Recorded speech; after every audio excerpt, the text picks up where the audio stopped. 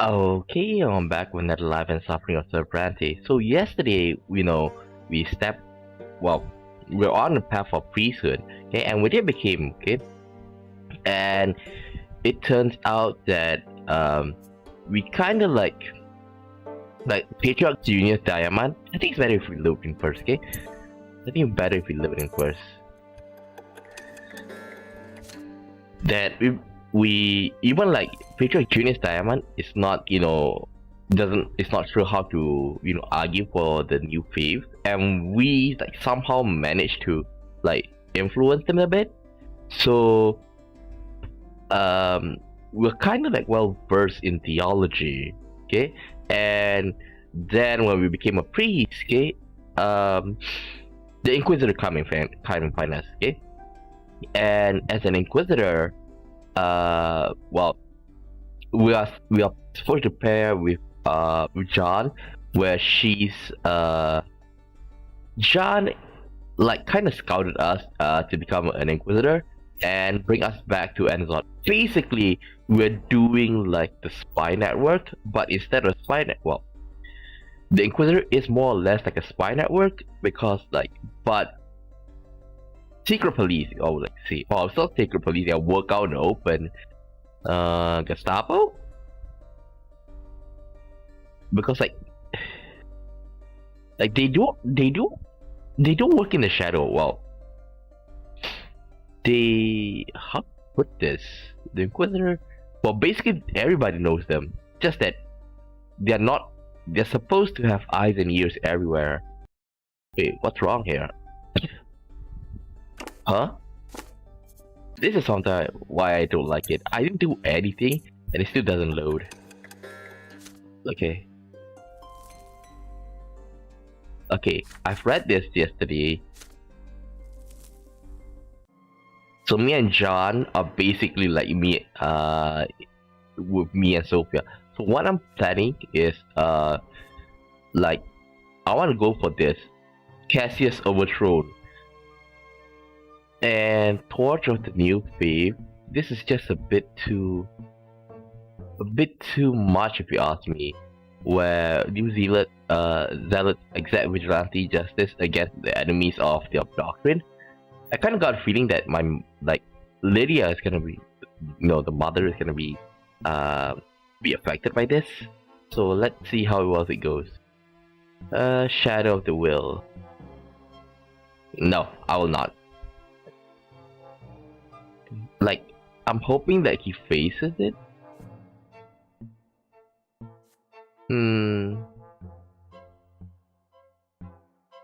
I wonder what secret does he have? Oh well. Oh yeah, we have a new tab just like before. The before was the spy network, now it's the Inquisition. So what I can see is that we need to get somewhere around below 2. Like okay, above 2, but maybe like around 3. 3 to 6. Hopefully like around 4. And we gotta push this up way up to 9. 10 is just a bit too much. Okay, because like it's gonna cause the what do you call it? The torch of the new faith, where exact vigilante justice. Vigilante justice is just a bit too much. Sorry about that. Branded by dishonor, I think it's the same. The family in ruin. Yeah, this one is the same. The family part. Right to defend the faith. The Latari ritual. I'm wondering what's this. Right to defend the faith. Collapse of the Inquisition. I want it to collapse. But then can we make him face tribunal? Okay, let's see this one here. Cassius Overthrown. Yeah, I think we don't need to face the tribunal. This is for Inquisition. But I think like Cassius Overthrown, we don't need that. So make it fall. But then we might die. So the same reason as the spy network, we can't get it too low. Remember last time the Philippe keep on putting pressure on us? I wonder if I can bring John to outside. The air in the carriage is stuffy despite the blinds that shut out the sun. It will take time to get used to the heat again. The scorching days are followed by freezing nights, such as the desert in the winter time. John has changed drastically during her months away. It is a struggle to begin a conversation with her. In the end, she's the first to speak.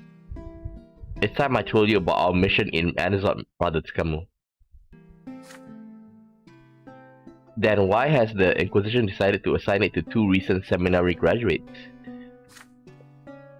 The Inquisition considers me sufficiently prepared for this mission, and I vouch for you. The mission that awaits us will take a long time to complete. I need someone reliable by my side. Magra has grown restless of late. The teaching of Fotis have taken root here. The local priests reject their duty. They tell their congregation to seek their lots within themselves. They claim the teaching of Saint Eustachius are lies. Don't they see they are marching straight to the foot of the pillar and dragging their flock along them? But that's not all. The church received an anonymous letter denouncing Cassius, the Patriarch of Magra, for enabling all manner of sects and heresies in their province and blaspheming against the gods.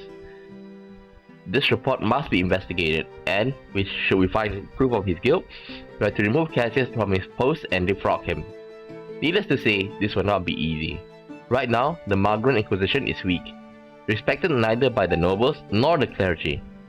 Until they recognize our authority, they will be unlikely to obey us. I got a feeling that the other girl, if we're gonna go for the nobleman, is gonna be Octavia. Cassius has been Patriarch since Fotis' demise 5 years ago. He was elected unanimously at the Sacred Conclave of Magra. He is beloved by his flock and respected by the clergy. You have therefore been strongly advised to investigate this matter in secret. We must restore the authority to the Inquisition. Then, if Cassius is indeed guilty, we must find proof. Then, and only then, may we accuse him. This is a big case. Why'd you send 2 freshmen? The tribunal hearing against the Patriarch Junius Diamond was a disgrace. What happened there must not be repeated in Magra. The church has entrusted Inquisitor Ulrich with this case. We are expected to assist in his investigation. However, we can help protect Anazot from heresy. But I think we should be wary of him. Father Ulrich is a ruthless man and zealous Inquisitor, overzealous at times. They say he has burned an entire village to the ground for the sake of the true faith. Oh boy. Yeah. I got a feeling if he maxed out, he's gonna burn down the whole place if this is true. We will do our utmost to restore the authority of the Inquisition, but I fear Father Ulrich may be inclined to abuse this authority. Please, for our sake, be discreet around him. Either way, our mission will not be simple, but we will restore order in Magra. Let's eradicate every seed of heresy here and uproot the weeds of this new faith. The city that houses Silvertree must remain a symbol of the true faith. Can I count on your support, Tsukamu? Shield of the new faith. Disagree. New faith is no heresy. Nope. Shield of the new faith is no heresy. You make it clear to Jean that you do not see the new faith as heresy. When it comes to purging false teaching and sects, bolstering the Inquisition's authority, or investigating Patriarch Cassius, you'll be there for her. But half the clergy has recognized the teaching of Patriarch Fotis. There are even new believers among the ranks of the Inquisition. Those who preach a new faith see that the teaching of Saint Eustachius are not perfect. The world has changed, and its law must change along with it. The answer provided by Eustachius 1000 years ago no longer suits the Empire. The new faith is an attempt to resolve this contradiction. John raises her eyebrow. She's clearly astounded by your response. Well, at least you were honest with me. I can only hope that you will think differently when you see those who defy their laws firsthand. You greatly underestimate the threat of their dogma represents. The wall of Anislot finally appear on the horizon. Challenging mission awaits you on the behalf of the Inquisition. But first, you are going home.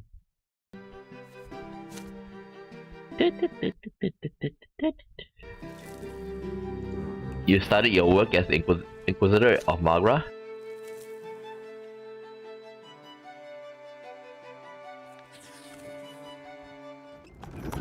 The carriage stops. This one. Okay, it's the same.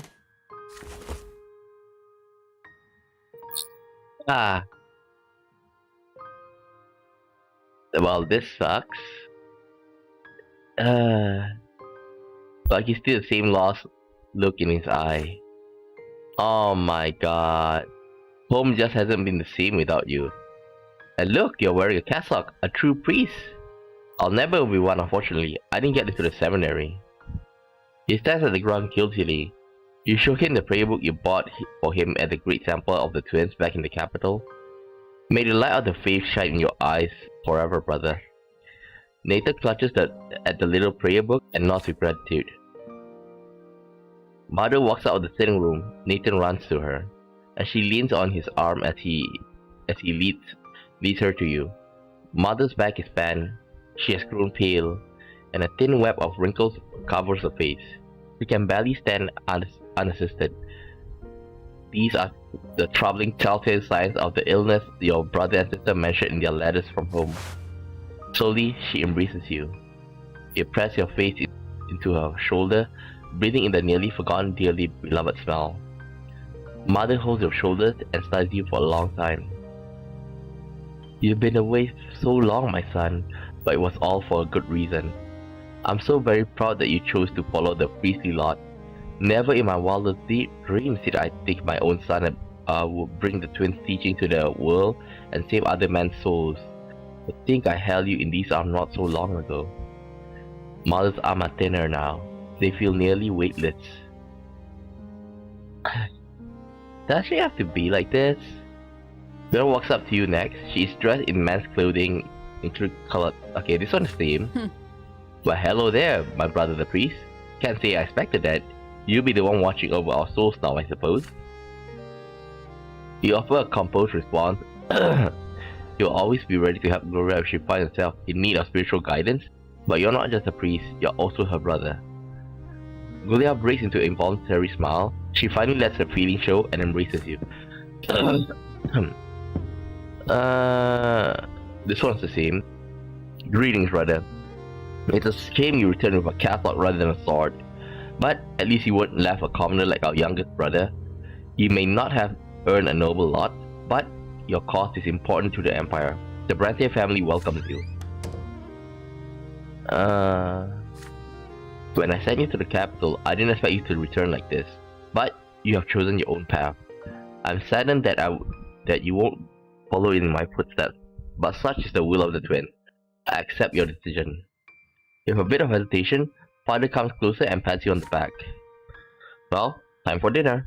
Mother has prepared a veritable feast for you. For the first time in years...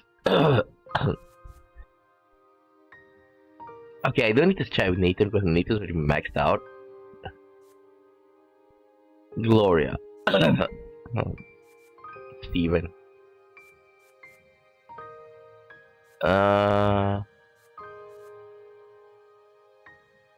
Steven is harder to please than Gloria. So let's go for Steven. After the meal, you find Steven lounged by the fireplace. You question your brother exhaustively about the changes that have taken place in your household. Family matters, judge keeps him exceedingly. Okay, this one we've done. Maybe not. I have to socialize to build our reputation, to secure elite patronage for us. It's for a grand cause. And now you share it with me, even as a priest. Do you remember that any action of yours could have an impact on the reputation of the Brante family? Steven frowns. Our family is excessively atypical. I respect father's wish to let Lydia's illegitimate daughter stay with us, but there are limits. Gloria is an audacious rebel, and Nathan is a good-for-nothing. They do not know their place and often compromise the honor of the Brante family. But at least you're wise enough to present to transcend the lowly Lord Scamot. Pray tell me what your life in the capital was like. Have you made any useful acquaintances? Our family would benefit from some good connections right now. You delve into a discussion of recent news from the capital with your brother. Laura walks by, casting a disappointed glance in your direction, then disappears upstairs. We're trying to unite the family again, okay? The sacred conclave. Spring has come.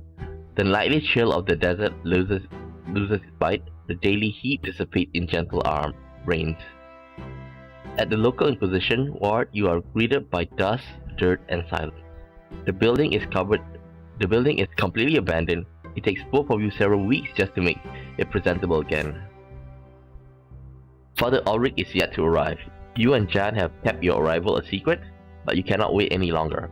Today is the day when a sacred conclave must assemble in every province of the Empire. You will have to make your presence known to brothers and sisters of the clergy and announce your mission to purge heresy and apostasy.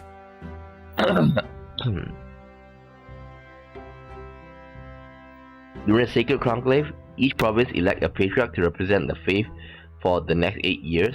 In the old days, every man and woman of that flock had to attend the conclave, but the tradition is long gone. Now only the clergy has to say. Now, this one here reminds me a lot of New Fantasy 4, the one I've played, and New Fantasy series is like one of my favorite visual novel series,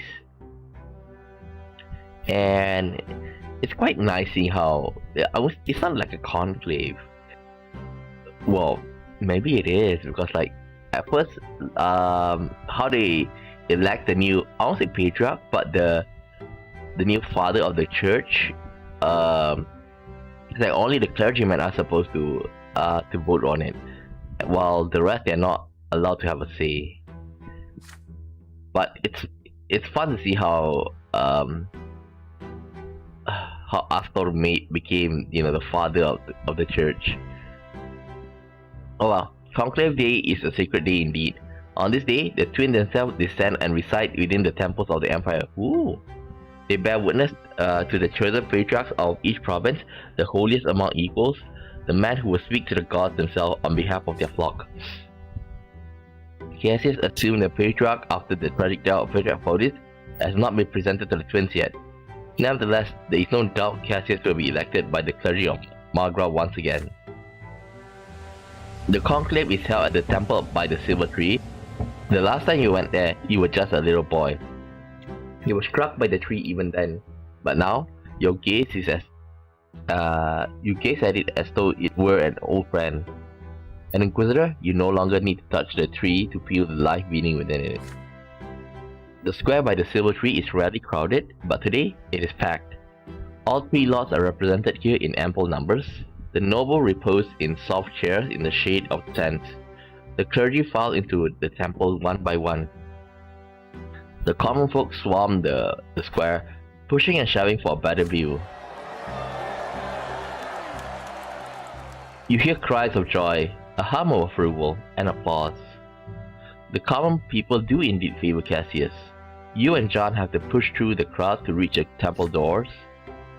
Not even Eterna had crowd this big. I thought it would be trampled for sure.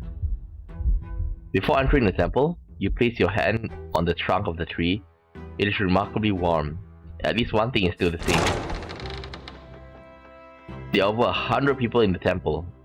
All the clergy of Magra are gathered here, from the abbots of the principal Magran temples to traveling preachers. Most wear the black robes of the old faith. In the far corner of the hall, however, you see several priests of the new faith. Few in number and dressed in white. They keep to the side. You and John sit in the front row. The others eye you with curiosity and suspicion. You catch your name among the whispers that fill the temple. It seems your arrival was a secret to no one. There's so much fear in them, so much hatred. Do you think they're hiding something? Or has someone poisoned their minds against our order? I think the order itself doesn't do itself good. Okay? Like, it's easy to say, nobody likes the Inquisition. So this is Cassius. He looks like, the guy who, who's drunk on power. The cheering of the crowd drowns out John's words. Patriarch Cassius is approaching, blessing the people around him as he crosses the square. Now, like most of the time, like when somebody who is like this, like is the head of the church, you assume that he is very corrupted. Now, there's one anime that recently, maybe like last year or so, it's about a guy who gets, isekai, okay? And I kind of like how they portray the patriarch or the father, okay? Basically, like you can see him being corrupted, like he's doing, this background deal and stuff. But the thing is that he is, his words are sharp, but he's very, a religious man, okay? And just by looking at the way he prays, people like the protagonist understand that he is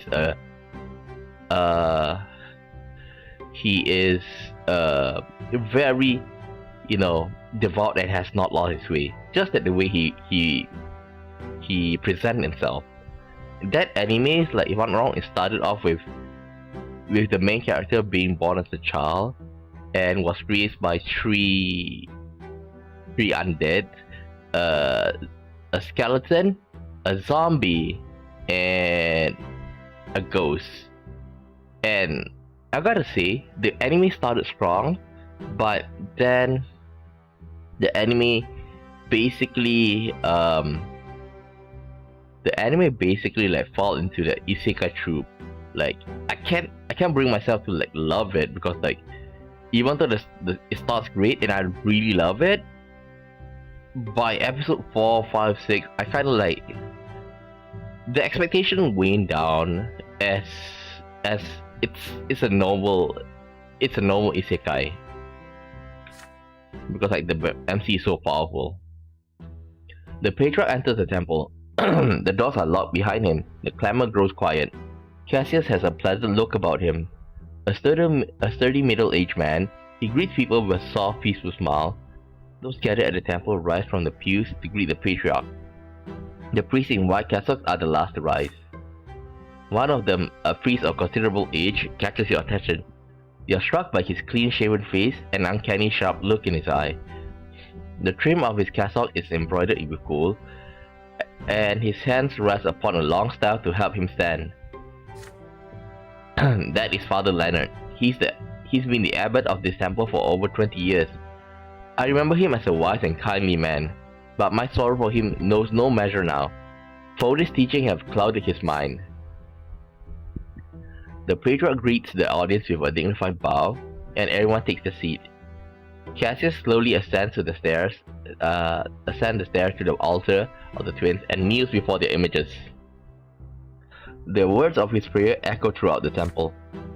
O heavenly lords, O givers of life. The younger, defender of the world, judge and counselor, the elder, the spirit of the truth and love, filling everything with his presence. We humbly abide by your law, by the three laws of Ecclesiastes. May the righteous achieve eternal bliss, and may the sinners suffer retribution without mercy. In your sight, I hereby relinquish my authority as a patriarch. May you allow your children to elect him who shall take my place. I think it's... Okay, he's shouting. The air feels heavy, as though it is pressing down on you. The priests remain motionless, holding their breath.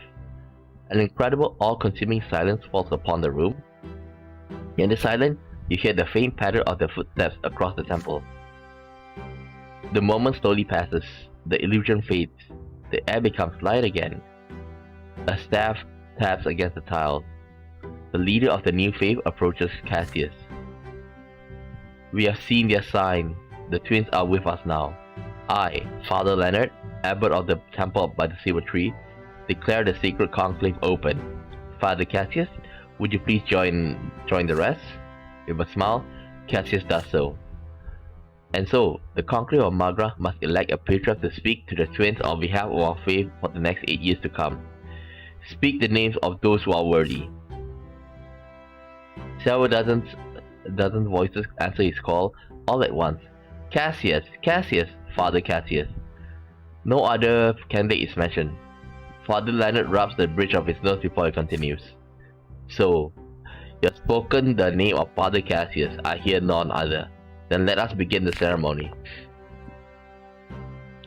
The acolyte gives every priest 2 stones, one black and one white. An enormous bowl is brought to stand before the altar of the twins. Once the stones have filled the bowl, Father Leonard begins to count them, dividing them into 2 piles on either side of the altar for all to see. I count 1 black stone for each new believer here. Does this mean that all the others trust him without reservation? Then, let the will of the sacred conclave be done beneath the watchful eyes of the twins. Father Cassius shall be our patriarch. He shall be our voice before the twins and our mentor in this earthly realm. Cassius steps before the altar, the soft smile still on his face. Before the image of the twins, I accept my burden as the patriarch of Magra. May the wisdom of the younger and the power of the elder grant me strength in this service. The priests rise from the pews once again to cheer for the new patriarch. Father Leonard raises a hand, calling for silence. Brothers and sisters, this conclave is concluded. But before we exit this temple to announce the name of the new patriarch to the people, we must first hear out the inquisitors who have come to our province. They will proclaim their mission so that each priest may relay their words to his or her parish. You and John take a step forward to the altar. One unexpected creaking sound startles those within the temple. The temple door bursts open. An armed squad marches into the hall, champions of faith, warriors of the Order of the Inquisition. They are led by Inquisitor Ulrich. He holds an edict sealed with 3 seals. Who dares to violate the sacred conclave? The door of this temple must remain closed until a new patriarch has been elected. The patriarch's voice booms within the temple walls, as though the twins themselves share his indignation. And yet, Inquisitor Ulrich only raises his eyebrow in response. But Patriarch, the conclave has concluded, has it not? I'm Inquisitor Ulrich. I've been sent by the Order of the Inquisition to purge the last remnant of Shah Melanada's legacy from your province. Anyone insolent enough to stand in my way shall be branded an ally of the heretics and sentenced to true death.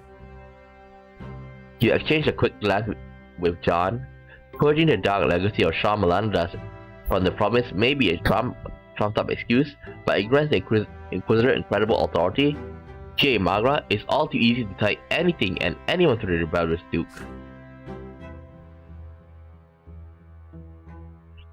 There are 2 other Inquisitors present here.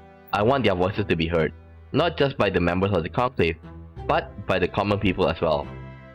The clergy of Magra often tend to ignore or utterly distort the will of the Inquisition. I am here to prevent this from happening.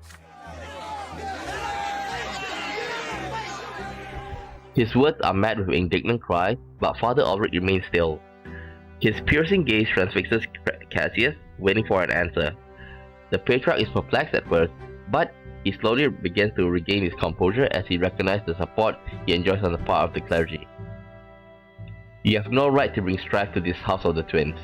Magra never required the attention of the Inquisition when I was the patriarch, and nothing has changed. Our congregation's faith is stronger than ever. I got a feeling that he bribed them, because I say we have documents, right? So, Patriarch Cassius, I got a bad feeling about him. The confidence in his voice grows. The other priests support him with shouts of encouragement. Inquisitor Ulrich takes several steps toward Cassius. Those are powerful words, Patriarch. The Order of the Inquisition wants to determine whether or not they are true. If they are, we will live Magra. Ulrich gestures for you to come closer. But I have interrupted your speech, Inquisitors. Come on, make our intentions known. I'm certain the people will give you their their due attention now. Brother Tsukamu, kindly address those who have gathered here today from the temple steps.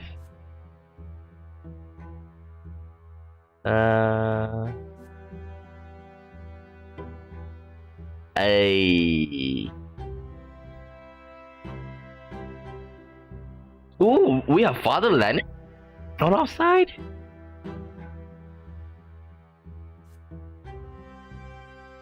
Okay, put the migrants at ease. You address the gathering with words and peace and reconciliation.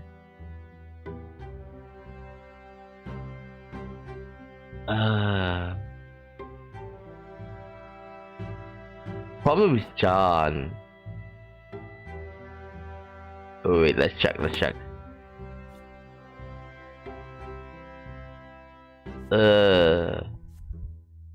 Tyranny of the Inquisition.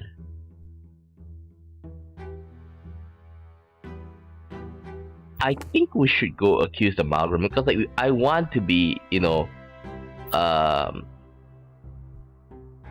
want to get John on our side.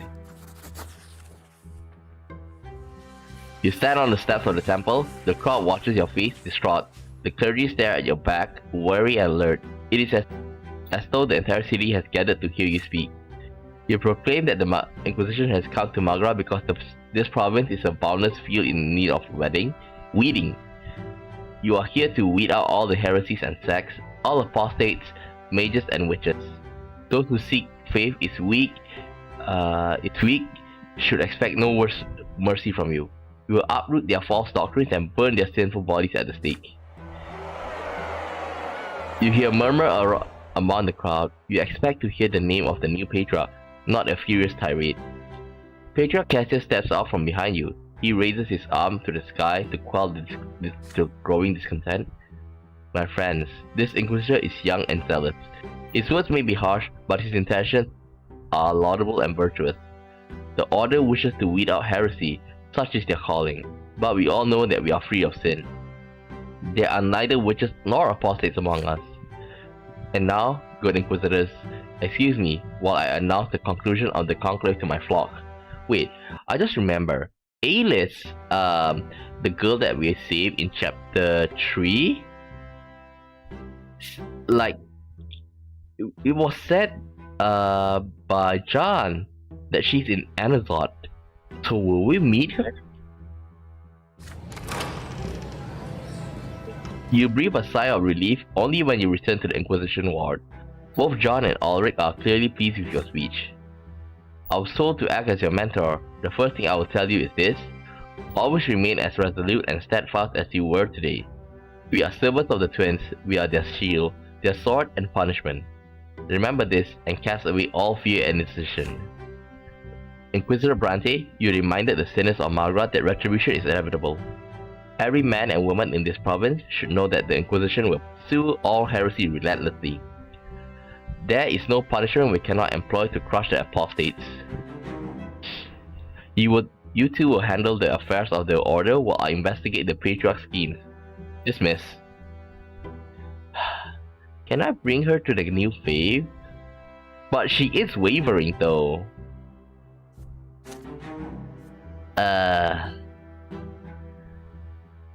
I hate him.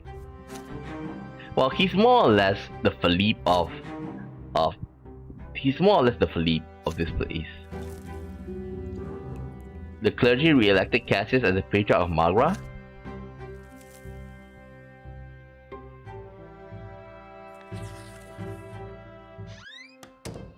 You come back home after a short stroll through the city. As soon as you set foot in the house, you're greeted by Stephen, who invites you to have a talk in the father's office. Wait. When you enter the room, father has a heap of letters in front of him and is signing them one after another. This one we're done because reception. This one we've done.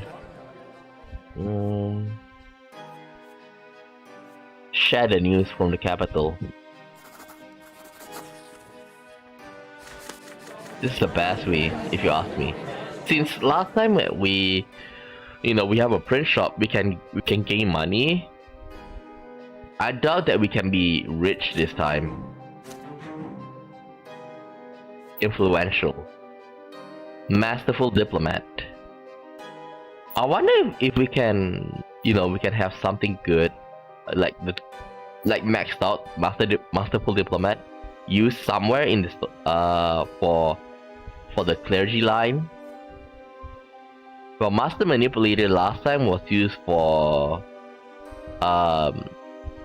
bringing Sophia to our side. I assume that if we have 20 in eloquence, that we can bring John to our side, maybe, or maybe to our side. Holy shit! Look at that! We can become a prophet at 20. God, this is good. Okay, we gotta go for both of these, okay? Oh, I can be the prophet. A rock and a heart, please. Okay, this one we've read. Because I think family matters are almost all the same. Appeal to Nathan. Yeah, last time I didn't have Nathan.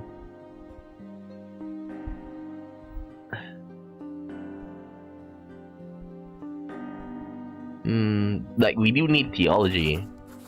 Let's gain from him. To everyone's surprise, you turn to Nathan. He meets you look with a quizzical gaze from under his unruly hair. You point out to Nathan that he has studied theology after all. According to the holy teaching, how should a brother and sister act? Nathan is embarrassed and replies reluctantly. Gloria refuses to accept her lot and live life like a commoner. I understand her, but the gods will neither understand nor forgive her. Nathan is transfigured, his face lights up, and his voice is suddenly strong. You, Stephen, don't understand your lot completely either. Ruling does not mean being a tyrant. Ruling entails taking care of those beneath one's station. What? Are you trying to teach me how to live by my noble lot, you dimwit? You side with Nathan. The prophet Ezekiel himself interprets the noble lot as taking care of the other estates. So if Stephen uses his power to humiliate others who displease him, he is violating his lot. Wasn't he the one who spoke to you about the nobleman's duty to protect his family when you were searching for Gloria in the far corners of Amazon all those years ago? Stephen frowns in displeasure, but has no response. Next, you turn to Gloria. The lowborn lot is suffering. Gloria must remember that, however unfairly Stephen may treat her, she ought to bear with it with patience and humility. Your sister just purses her lips in response. We all have our lot, have to live by our lot. No mistakes are allowed, isn't that right, Kamu? You peer into your eyes of your younger brother. They are filled with strange sorrow. What is he trying to say? Enough. I can handle my lot myself. Sever marches swiftly out of the office. Gloria follows him to the door. I heard it over and over again since I was a child. Suffering, patience, suffering, patience. So this is how I'll live, if it so pleases the noble Brantes. God damn. After the conversation in your father's office, Stephen and Gloria stop fighting for a while. Your home is peaceful at last. Or is it just the calm before the storm? How the heck did he manage to piss everybody off? How the heck did he manage to do that?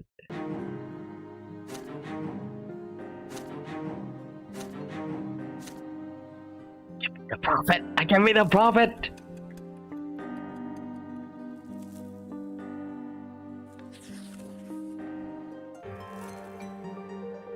The Archduke on the overseas. Okay, this one's like they're arguing and they impose double tax.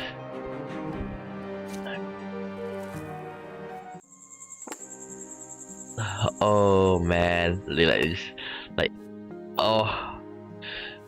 like I feel like theology, like prophet, like well, it's being a prophet. It's very without doubt that's nice, but I think like pre-order is like that's how we bring John to our side. A gift for the family. Okay, this one's skip. We've seen this.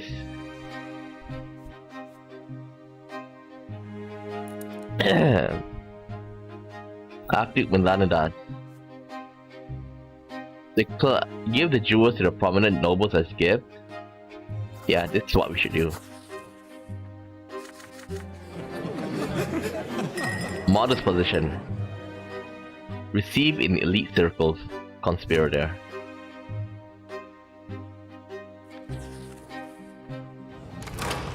The Latari Society. This is what I'm wondering. What the heck is the Latari Society? Another winter has come to Magra. It has been almost a year since he returned home. The Order has gradually been gaining power and influence in Anazon. The Inquisition is no longer as deserted as it once was. It is now filled with the harsh voices of young Inquisitors and the heavy echoing footfalls of the Champions of Faith. You and John are only assigned cases of low importance.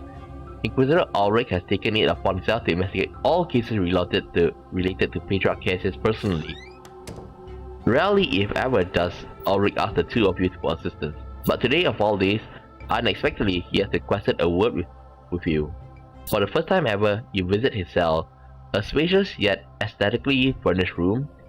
Ulrich is sitting on a plain-looking stool behind a humble desk when you enter.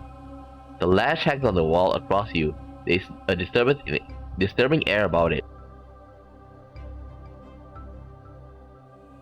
Like, I think that for him, the younger, which is the how should I say, the more strict one, is on his side. Inquisitor Tsukamu, there is certainly a special case I'd like to entrust to you. There is a society that exists in Anazon. They study the culture of Latari, an ancient civilization that is long extinct. This society is only for the nobles. Most of its members are young and carefree.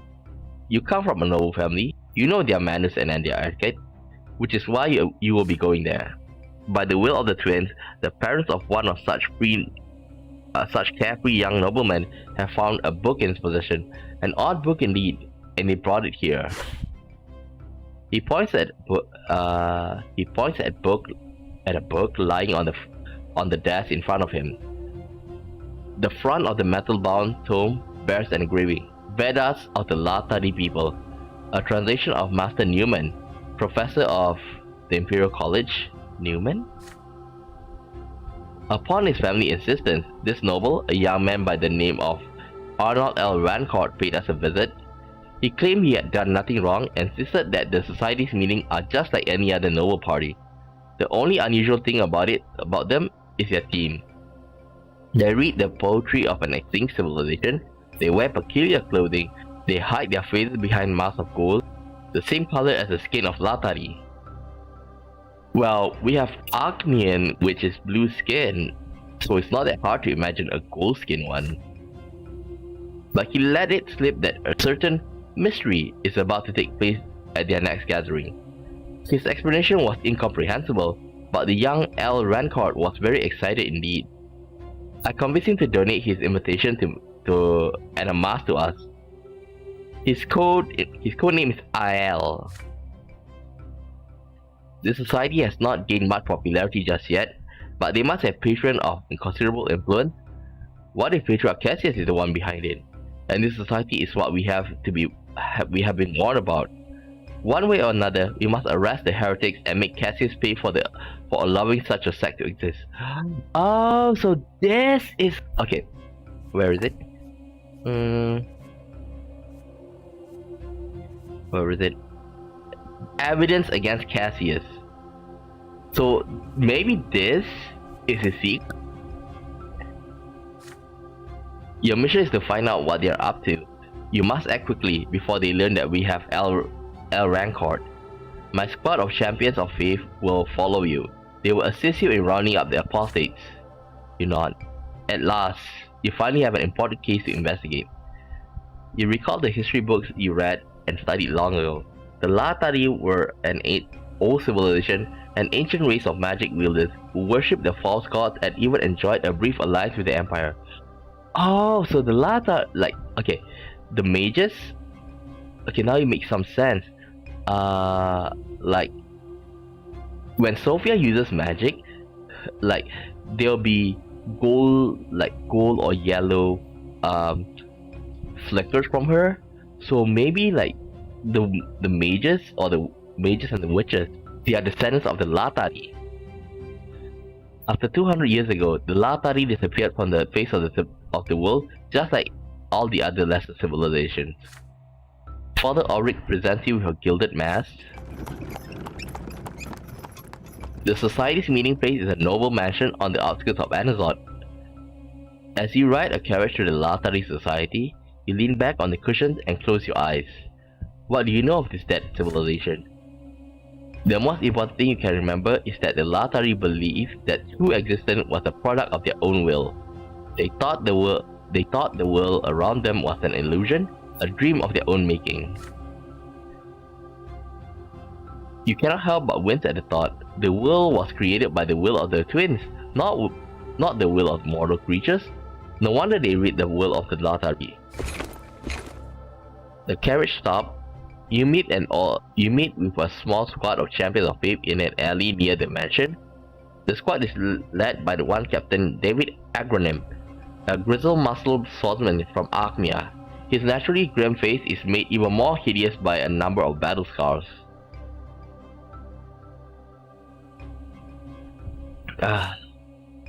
Good evening, Inquisitor Brante.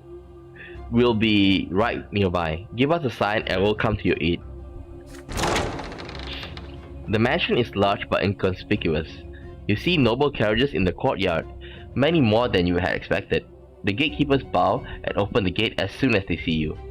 It seems the mask is enough to convince them you belong inside. You are ushered into a dressing room of sorts. A change of clothes already awaits you inside. It's unlike any garment you have ever seen. A square of flowing, sparkling cloth with clasps and cords keep it in place. The servants help you into this bizarre garb. You cannot help but feel rather silly and uneasy dressed like this. But on your chest, behind the costume, rests the symbol of the twins. Filling you with strength, the champion of the faith await nearby, ready to come to your aid. You can do this. Next, a large hall. The windows are covered in black cloth to keep prying eyes away. What seems at first to be a strange performance is playing out before your very eyes. You hear droning, unfamiliar music coming seemingly from nowhere. People fill in the hall, dressed in flowing robes and delicately gilded masks with narrow slits for eyes. The people stand and move unexpectedly close to another, their hands on each other's shoulders as they talk. You approach one of the groups, hoping to overhear the subject of their conversation, and almost recoil when several arms reach out at once, attempting to grasp you tenderly by the shoulder. Steeling yourself, you put a hand on another person's forearm. You do not remember the last time you are allowed to touch another human being. The masked people seem friendly and genial. No one appears surprised by your insecurity. They continue their conversation as they accept you into their circle. Their conversations are also quite out of the ordinary. You hear unfamiliar names that could belong to legendary heroes of the Latari or people who have taken them as secret identities. You hear references to books you do not know and the emotions these people felt when reading them. You listen as though you are in a dream. You hear several voices singing in the distant corner of the room. There are no lyrics to the song. Each voice maintains its own note. Together, they form a tender, softly aching melody. Is this where we're gonna meet Melis? The circle of people next to yours begins to move in strange, slow dance. Their movements are unlike any dance you know. Their intertwined arms became an embrace, and that embrace then becomes intertwined arms yet again. You see golden faces moving all around, and you suddenly realize with perfect clarity that you are part of this dance too. You are one of them, one with them. You are more than you have ever been before. It is so alluring. It is true greatness. It is power. Limitless, endless power. Your back is perfectly straight now. Your head held high, as though you have actually glimpsed another world through other eyes during the short time you have spent here. What other eyes? The eyes of a noble? The eyes of the Latari? The entire world is but the dream of the Latari. The symbol of the faith grows very warm beneath your clothing. It is clear that it clears your mind and helps you break free of the illusion. You are here for a purpose. Without a sound, you mouth a prayer. The younger, defendant of the world, aid me so I may serve thee further. Bring order back into my soul. The elder, the spirit of truth and love, aid me so I may bear thy word further. Fill my mind with purpose. You hear whispers of admiration all around you. An Arcanian woman with below average height, clad in long cloak and a silver mask, descends the stairs into the hall. Octavia? Seriously? Oh, Lady Octavia has something truly special for tonight, says a voice next to you. Holy shit! No, at first I'm not interested in going for nobleman. No, I seriously want to know what she has to do with this. And there she is, the secret patron of Latari society, Archduchess Octavia Milanidas, the Archduke's own daughter, heiress to the province of Magra. She smiles at everyone gathered here, her pitch-black eyes surveying the hall. The Latari were a great civilization with a wondrous and beautiful culture. Their disappearance from the world is an immense tragedy. Thank you all for coming. We all have been united by a shared aspiration to understand the culture of the Latari. We have learned so much already, but the mystery of the circle of Latari remains inaccessible to us. Together, some of you shall aid me as we investigate this mystery. Please close your eyes and listen. Okay. I remember in chapter 3, there was one time where Octavia, well, I assume it's Octavia, a person wearing a mask, tried to come to us, and it seemed that person may be Octavia. And basically, because we are supposed to help out with Thomas, either we help out with Thomas or he's gonna die a lesser death. So I think that's her, and she's using the mask of the Latari, maybe. The time is coming when what must be said. When the thought becomes the word becomes the world. Thus spoke the Latari. And at this hour, we have come together to form this circle to make our thoughts a reality. The Latari made us with the word and with ourselves. We shall make the world. Thus spoke the Latari. Only that which is unchanging exists. Only that which is real is eternal. Motion is death. All that changes is an illusion that makes not of aught. Thus spoke of Latari. Only one thing in this world is unchanging. The Latari. The Latari is the world, for it is all that is real. Thus spoke the Latari. Oh my god. As she speaks, Octavia moves elegantly through the crowded hall. Her words enchant and mesmerize. The people in the hall are swaying, seemingly entranced. Octavia stops and whispers something to several chosen members. They walk away, deeper into the mansion. Octavia approaches you as well. This close you can smell her perfume. Come with us too, well. The long hallway ends in a dark room. Octavia is the last to enter. Enter the circle, O chosen ones, and join hands. Direct your thoughts and feelings towards the circle center, towards me. Become one with me. Become one inside the circle. Become Latari.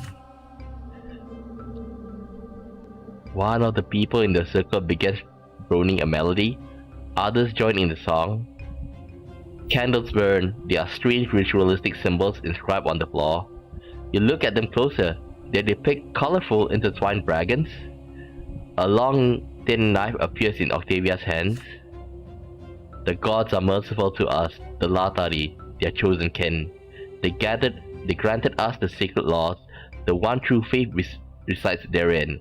We, Latari, were thus the first creation of the immortal gods. The moon sees all it comes across, yet none are equal to our cause. Death is our enemy no more, eternal foe or mortal life. Should it come closer than before, then neither run to it nor hide. Their tempo increases, the song becoming disjointed, chaotic, yet somehow orderly and right. Huh? Disjointed and chaotic, orderly and right. The heck? Their secret symbol under your costume feels so hot, it burns your flesh. Something is happening, and it is offensive in the eyes of the twins. So heed the law of the Latari, the one older than the very sky. He who wakes shall prosper, he who sleeps shall die. As she speaks these final words, Octavia Milandas discards her cloak. She is naked, her beautiful body completely uncovered. The song reaches its climax. Those standing in the circle sway from side to side, their eyes roll back, they are lost in a trance. Octavia holds the knife to her wrist. She pierces her skin, then makes a long cut along her arm. Bluish blood begins to trickle down her fingers onto the floor. Remember, she's an Agnian. Agnians have blue skins. Octavia raises the knife above her other wrist. A moment more, and the ritual will reach its culmination. So you intervene?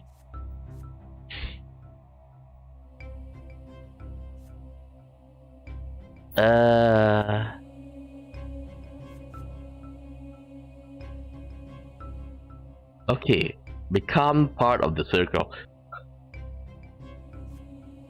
Wait, let's check. The Latari. Wait, the Latari ritual.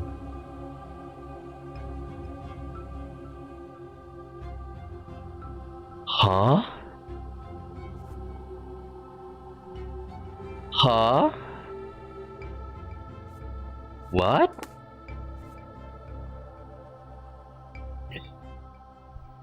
Ooh.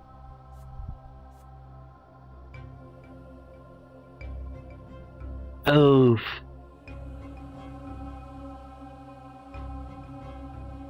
Ooh.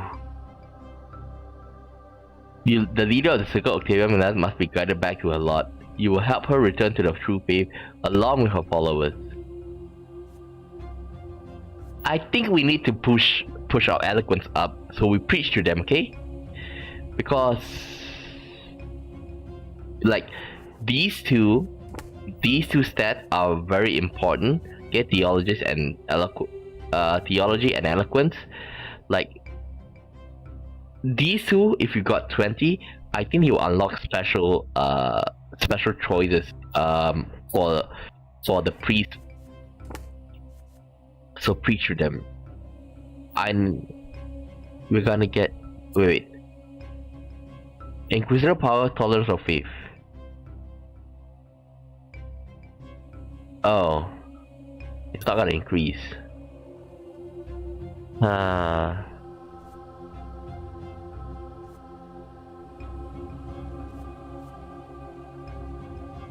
Let's just become part of it. That's what I think.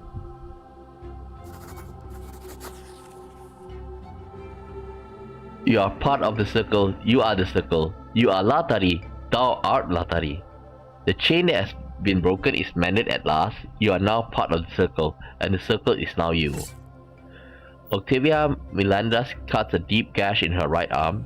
As her head raises, her eyes already begin to dim. Softly, weakly, she drops to her knees. Her beautiful head falls to her chest. Slowly, she collapses. The chant continues. You are one. You are Latari. You are the truth. Beyond you, there is nothing. The world around grows dull. The fragments are falling away. Your bodies, the walls, the houses, the city. Everything grows dull and disappears in the light. There is only the Latari beyond them. There is nothing. The world was but a dream, and you have awoken from it. The world has been cleansed of all that is empty and false. You're pure and free from passion and fear, doubt and desire. Your attention stretches onto the last thing that remains in this world apart from yourself, the shining pillar, and from the peak, two silhouettes are watching you, and they speak to you. Hot metal burns on your chest. The world regains its shape. You were sleeping, you realize. You were only dreaming that you were awake. You open your eyes and clutch the red-hot symbol of fire, a symbol of twins on your chest. The people in the circle are unconscious, lost in trance. The body of Octavia Melendez lies on the floor, fading away into nothing. She died a lesser death.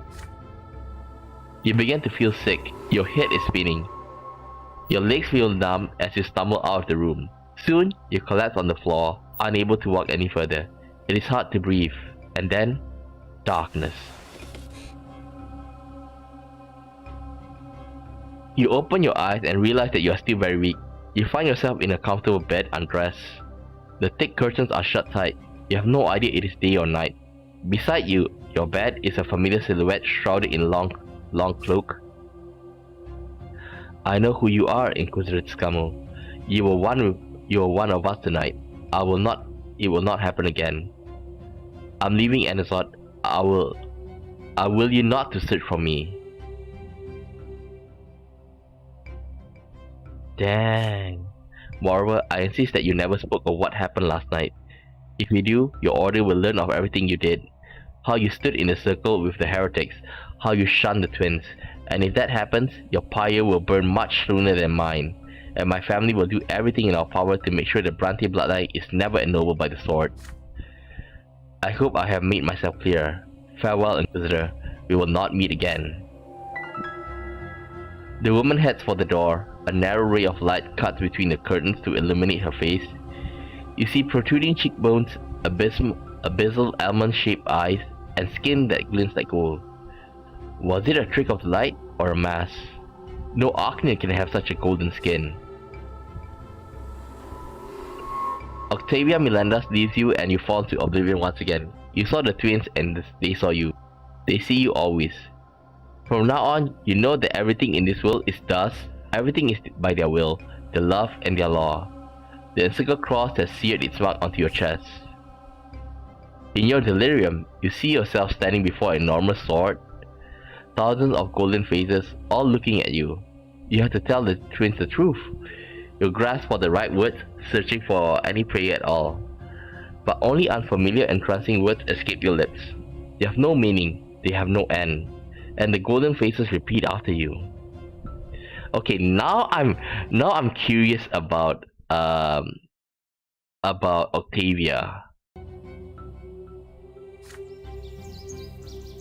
You leave the mansion the next morning, greeted by incredulous stares of the champions of the faith.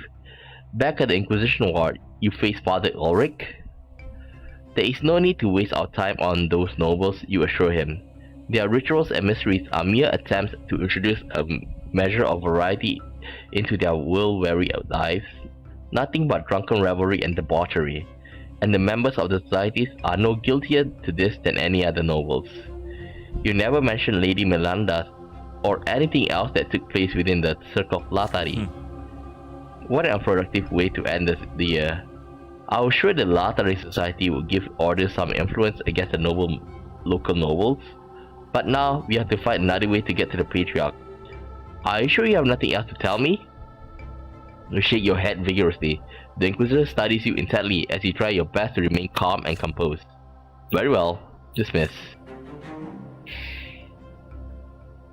For the next several days, you cannot help but to think of these events again and again. What exactly happened to you that night? The words that were spoken of in the circle, were they true? Were you a Latari? Were you all Latari? Your first year back in Anazot ended in self-doubt and inner turmoil.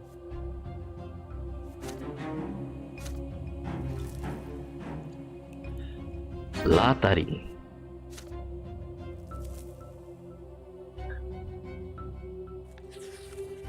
I wonder if the nobleman path we're gonna be able to join it as well. Okay, this one we've done.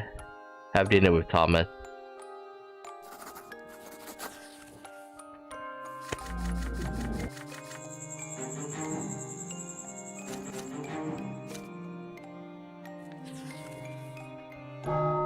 In the shadow of the tree. As the Archduke and Overseer fight for the power in Magra, the common people bear the brunt of their conflict. Incense speeches begin to fill the city. The temple by the white tree seems to be the only place in the city from the endless talk of taxation. Today, the worshippers in the temple are few. All of them are poor people from nearby districts. Some thank the twins for the peace they have brought to the world. Some beg from a sign from above. One little boy is on his knees, praying for prosperity. He has yet to learn that it is an error to rely on the twins' aid even as you pray. For they are not our servants, but the rulers of this world. You approach the altar, bow your head, and whisper a prayer for unity in the Brante home. O Elder, the Spirit, truth and love, I thank thee for my family. Aid them and let them abide in peace and tolerance. Though our woes may hide thy gift of thy love, we never refuse thy bounty. To your sorrow, the strife in your family home has proven to be far worse than you had ever expected from the letters. You never thought the quarrel between Gloria and Stephen would go this far. The temple gradually fills with people as noon approaches. Midday is the hour of the sermon. A priest steps up from the altar, leaning on a staff. The trim of his white cassock is embroidered with gold. He bears a book at his side entitled Life of the Twins. It is rarely quoted even among religious scholars. Most of the faithful rely on the teaching of his sages. You could recognize this man from the sacred conclave, Abbot Leonard. Brothers and sisters, today I shall speak of the new faith, of its nature and its meaning. Many of you already know it in your hearts, but now I seek to find the words to help you understand it with your minds. For our hearts and minds, alike forever, seek the path of the twins. We have all known the doctrines of the old belief and the teaching of Isaías since childhood. Prophet Isaías, who lived more than 1,000 years ago, wrote that twins granted us all three lords to govern us. And three lords they are. One for each estate of the empire, noble, commoners, and priests. And so, more than 1,000 years, we have lived by these lords and by the teaching of Isaías. For it is said that you have to follow your lord, you are brought closer to the twins, and after the true death that awaits us all at the end of the path, we shall be brought to the peak of the shining pillar. But how, I implore to you, look at the blessed Archean Empire. What was it like during the time of Isaías, and what is it like now? Nowadays, no commoner may live by the sweat of his brow alone. In his home and in his trade, even a commoner must lead and rule. And what of the nobles? Their noble commands them to fight, but where will they fight if the blessed Archean now extends from sea to the shining sea, when all her enemies are gone? The lords of Isaías were once our path to the twins, but now they have become our shackles. Can you ever reach the peak if you walk this path that is impassable? The law that Isaías gave cannot say. The old belief has no more answers for us, only questions. I have been a priest for over 30 years, and every day I have considered this question and found no answers. That is, until our mentor Fotis appeared. Fotis said, "He who breaks beneath the burden of his lot shall be guilty of the worst sin of all, the sin of rejecting the twins." Is this how we reach to the peak of the pillar? Is this what the twins want from us? And Fotis said, "If the empire in which we live has changed over time, should not the faith change along with it?" And the new faith says, "Do not confuse your worldly life and the estate into which you were born with your spiritual life, but each of us must find their twins on his own. And so may every person find his own Lord and his own path to the twins." If a noble must suffer in order to purify his heart and fill it with the love of the twins, then such is his path. And if a commoner enjoys the fruits of other labors and thanks the twins for their gifts, then let this be her path to the top of the shining pillar. The priest's calling is to offer guidance to each of us who can find it. To each of us can find his way to the twins, to their law, their will, love, and thus to bliss in the hereafter. Many servants of the church still preserve their rejection of the new faith. They find it difficult to reject what they have been long considered to be unshakable foundation of all existence. They find it difficult to face the truth. Let us pray that to the twins that the guiding light of the new faith will find them as well.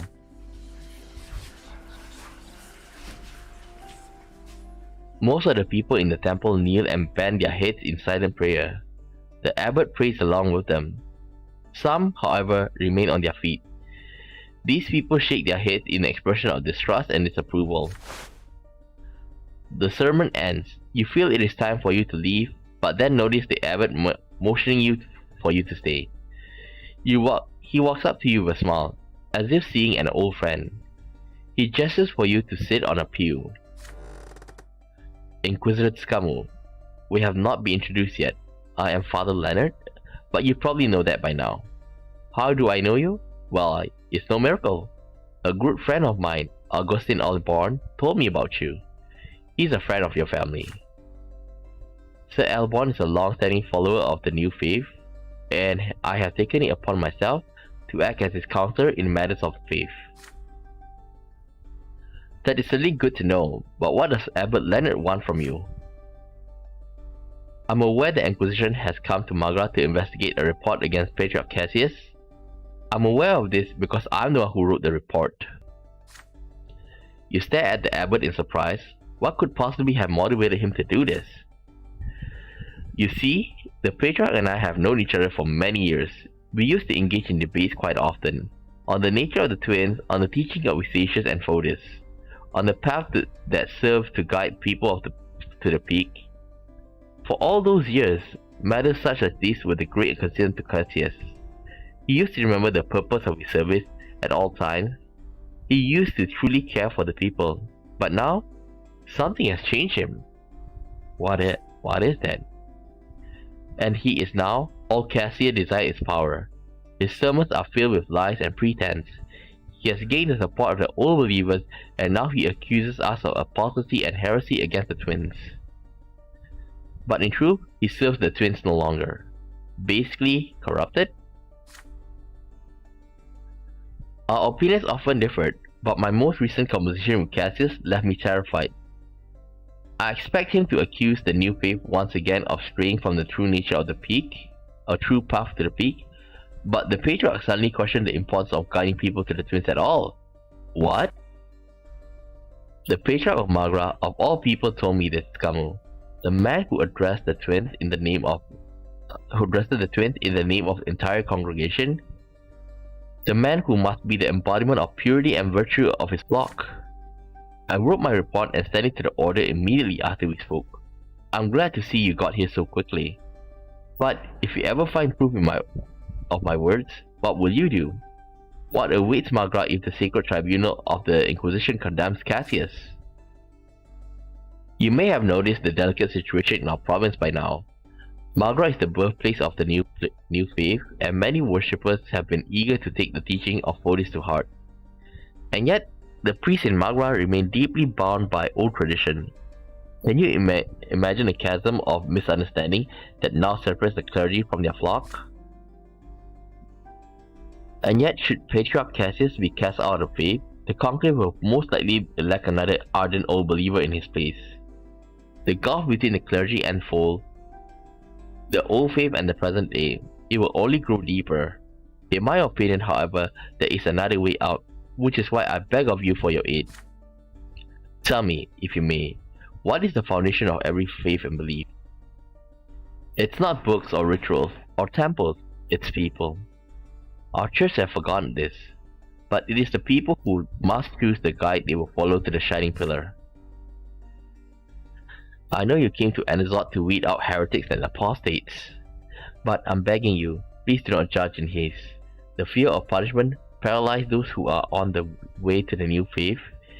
Please allow them to seek answers on their own. They might stumble along the way, but this is the price we must pay to blaze our own trail. And, when all is said and done, the new faith will be our salvation.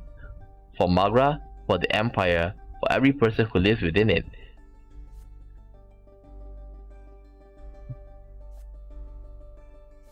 Help Father Leonard.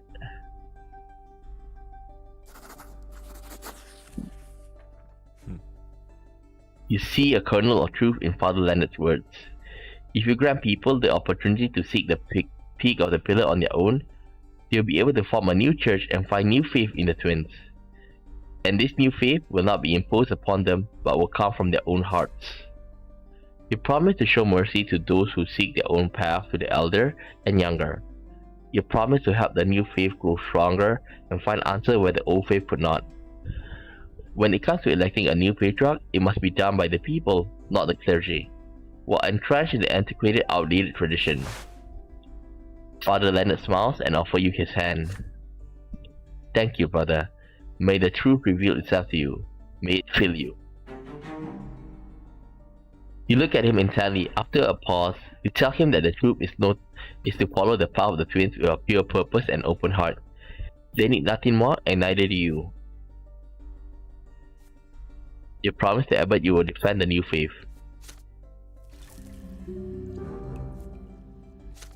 Basically, he's the Mayor Agman. I wonder who would be. Like, I feel like they follow like a set of formula. Like, the girl that you have is, for here, is most probably John, and Mayor Agman is replaced by Father Abbot, and Philippe is Ulrich. So I wonder what the nobleman will look like, you know? Oh well. The call of the ancestors. Okay, this one we'll skip. Side with Father.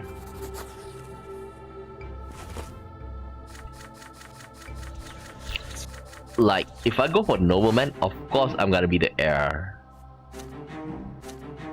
Unity. Willpower.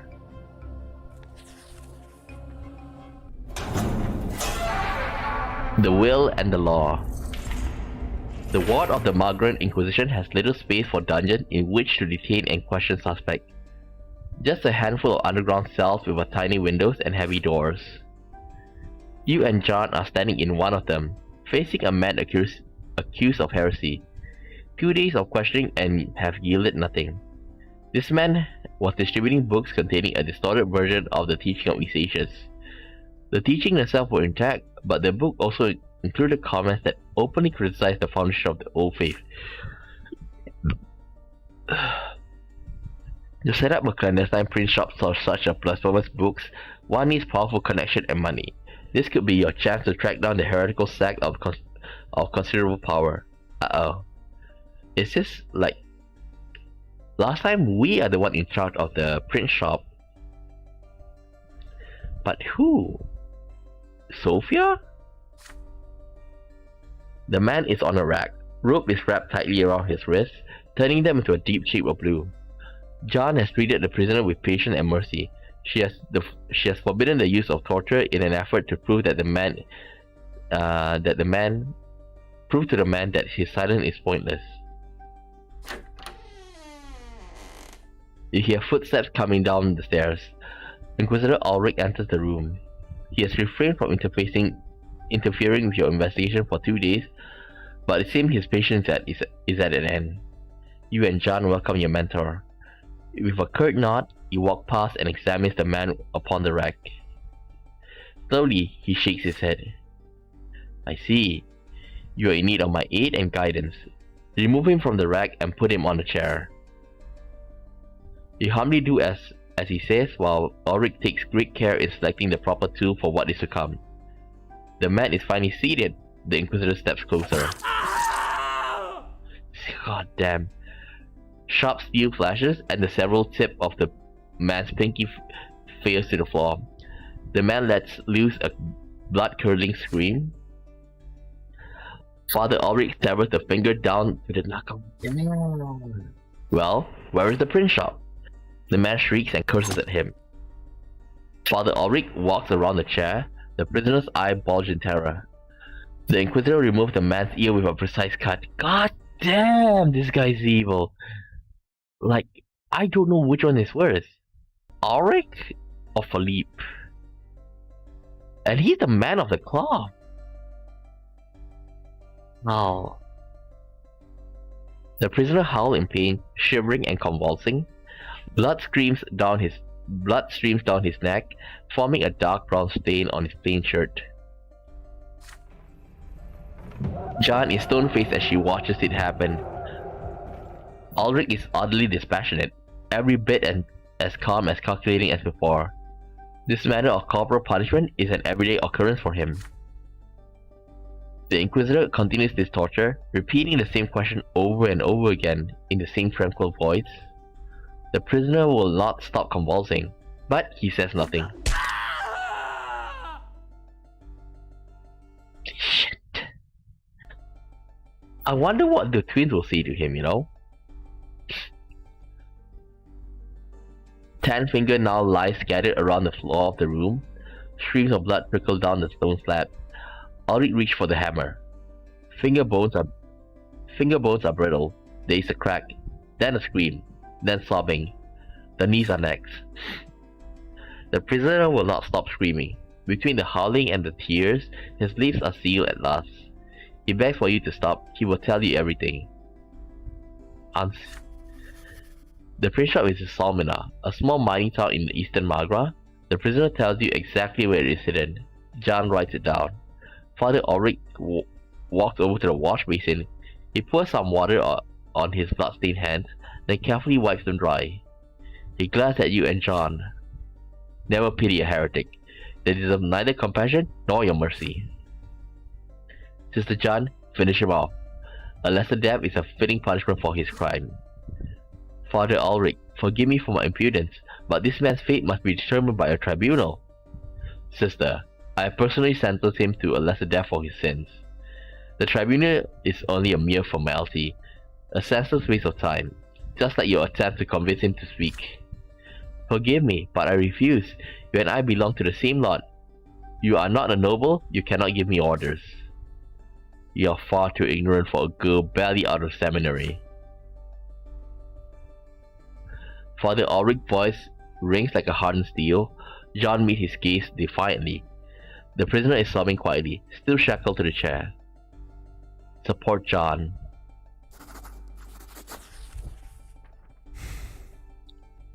After continuing the quandary, you say that there is already proper punishment for every wrongdoing. To carry out a sentence here would be murder, and such violence will be defiance of your priestly lot. Father Ulrich stands erect. His gaze moves from John to you. Tell me, is your indecisiveness motivated by fear or pity? I advise you to consider which of these is more ruinous for an Inquisitor. Remember this, the rules and laws of the Order are written by men. We, however, fight those who seek to undermine the very law of the gods. But have it your way. A tribunal will decide this man's fate. So you do believe in the new faith. Remember this, the rules and laws of the Order are written... okay, the Order. Then, in a sense, you are defying the twins.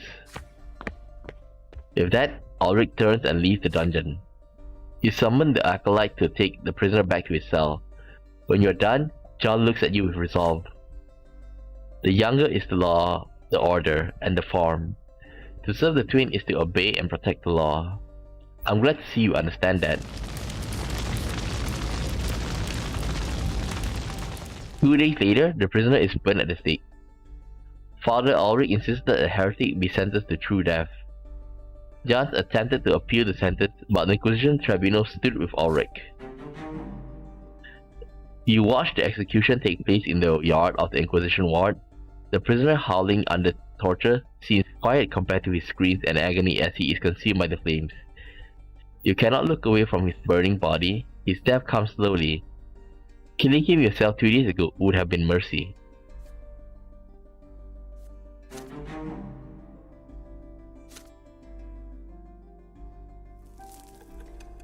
Damn. Wait, just 22 years old? Oh my god, that's a lot.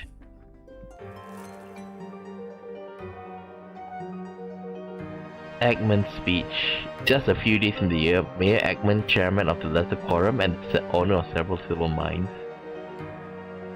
made that caused quite a stir in the province. Though a commoner, Eggman had the gall to demand that Magran authorities both enforce and obey the imperial law. Okay, this one, if I'm wrong, we've read this last time. Yeah, Father Leonard and Eggman are in cahoots with each other. Well, it sounded very evil, but like, I want to support them, but I feel like one of them will, like, Eggman is gonna die. I want to help him. Oh well. The first days of spring, it is early morning. The carriage bounces over a pothole on the road, jolting you awake. The village of Salmina is already on the horizon. You are close now. You travel home. You travel alone, escorted by only David Agradim and his champion of faith. Father Auric was so intent on denying John the chance of investigating the prince shop that he called for an inquisitional tribunal meeting for this very purpose. Your mentor thought you better prepare for the journey to Salmina, and the other inquisitors stood by him. Okay, like, I think like we had a print shop in Anazot is because of me. Now, since we are at in Salmina, most probably like they didn't find anybody who is who can take over my place, so that's why they had the print shop in Salmina rather than in Anazot. Furious as she was, John had no choice but to accept the tribunal decision. He saw you off before your departure. Not one for affectionate farewell, she gave you a stern admonition and said, "Remember, only the clergy may preach and interpret the words of his sages. Such is our lot and the burden of the priestly estate. We are the ones who are educated and trained to guide laymen to the righteous path. A commoner or noble is who expatiates on the twins is thus guilty of defying their lot and shall suffer at the foot of the shining pillar for all eternity. The book from this accursed print shop pose a grave danger to every member of the noble and the common estates. I'm counting on you, Tsukamu. Make those apostates pay for what they have done." Now, our print shop, okay, when we went for the secret, basically in the last run, like we didn't encounter any problem with the Inquisition. I think it's because that we had Alida and Father Quad on our side, which they are very competent. But the Salmina one here, they are not that competent. That's why.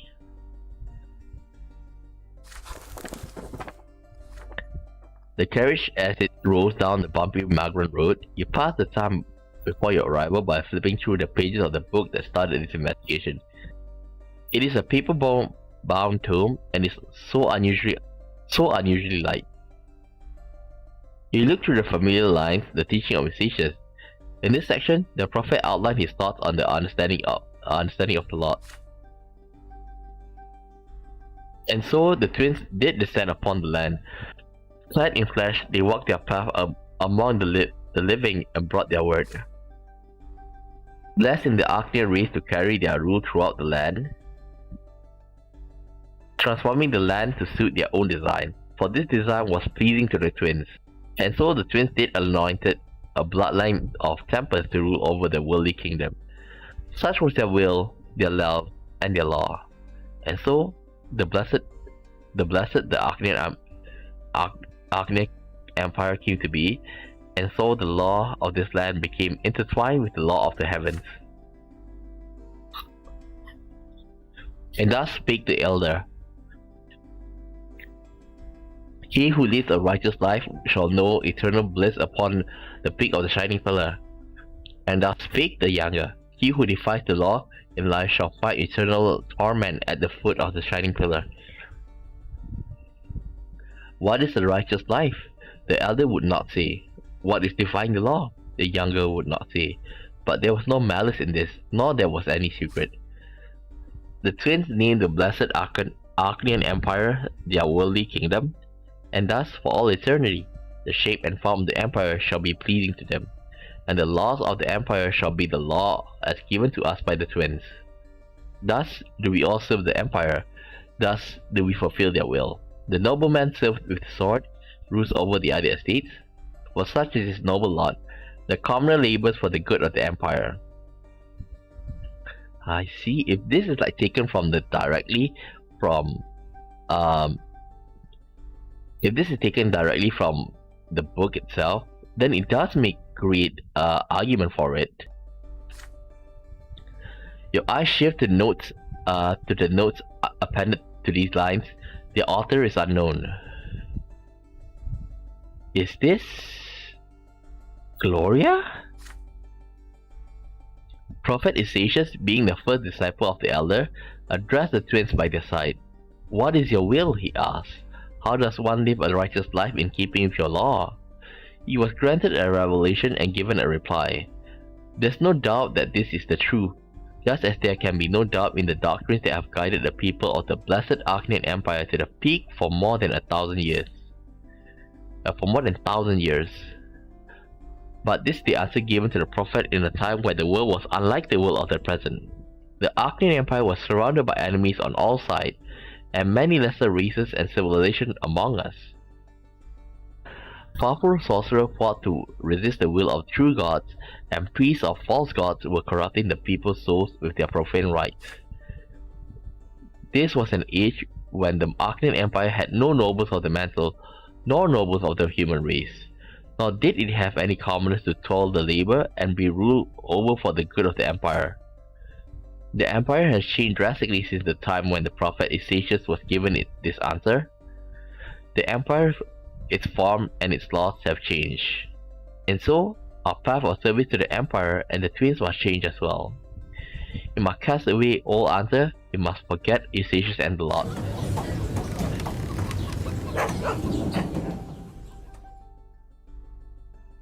The carriage comes to a halt. It is time to put the books away. You have reached the village. The locals are ready for your arrival. There are no women or children outside, only men. They casually lean on pitchfork and scythes as though they just happen to have them on hand. The miners remain close to their pickaxes and sledgehammers. They eye you with suspicion, waiting for you to act. So you speak to them loudly. "There is a print shop in this village. Where is it?" The villagers do not answer. They only clutch harder at the mattocks and staves. Some of them reach for rocks. The peasants surround you on all sides. Champion and Faith, in turn, reach for their swords. Captain Agaronym is ready to give the order to attack at the slightest provocation. But then, you spot a figure on the hill, a man with a staff, dressed in white. It is Father Leonard, abbot of the temple by the silver tree. He waves to you and walks down the hill. The crowd parts before him. Could it be that the reason why that we never had any fight with the Inquisition is because like he dealt with it? Like, I do remember Father Abbot came to our shop one time. Brothers and sisters, have no fear. I'm sure our guests from the Order of the Inquisition have come here with no ill intent. Please, good Inquisitors, leave these people be. They were just trying to protect me. They don't realize that the twins' protection is the only shield I need. Come with me, my friends. I will show you what you seek.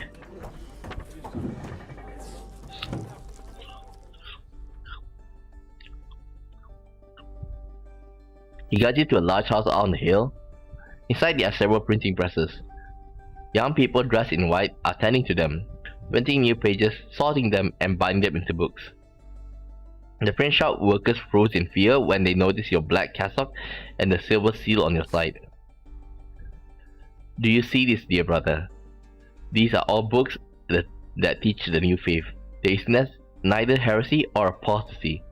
This is education, and the Patriarch of Magra has approved it. Leonard produces a scroll and shows it to you. I, Cassius, Patriarch of Magra, hereby grant Father Leonard, Abbot of the Temple of the Silver Tree, permission to study and annotate the writings of the great prophet Isacius. For it is within the lot of the priest to study the twins and interpret their will. Please understand it, brother. It is true that any layman may seek guidance from a priest, but no priest can guide every decision a person makes, for we are all endowed with free will. If the people learn more about the twins, it will be much easier for them to follow their will on their own and chart their own path to the peak of the shining pillar. Enough of this heresy. Only priests have the right to interpret the faith, so say Isacius. This is your priestly lot, your duty to bear the burden.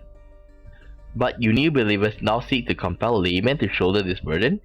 They have been explicitly forbidden to hear it. You're just leading people straight to the torment at the foot of the pillar, and you're saying this is how it's supposed to be? Please do not be so quick to blame me and our doctrine. What you have said is also an interpretation of the Lord, Captain. Even though you claim it is not your burden to bear, but I don't judge you at all. For anyone who seeks their love, it is only natural to seek an understanding of their law.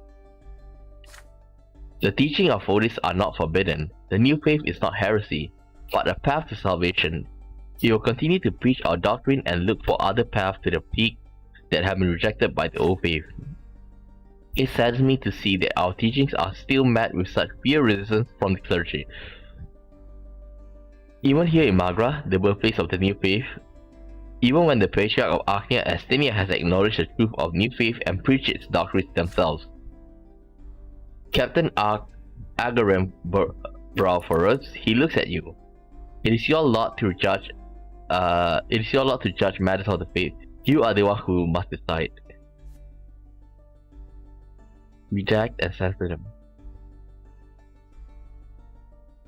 Okay. Order +1.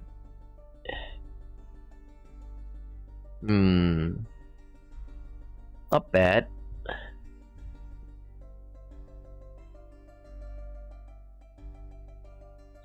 Give me a second.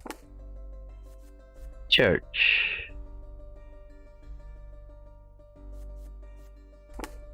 Ooh.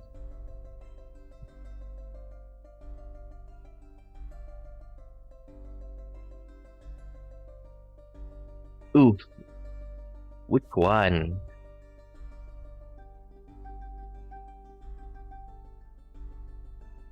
Damn.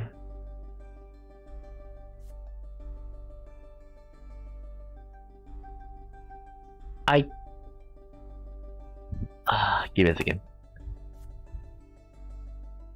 I think I should go for the fall of the old faith. Okay.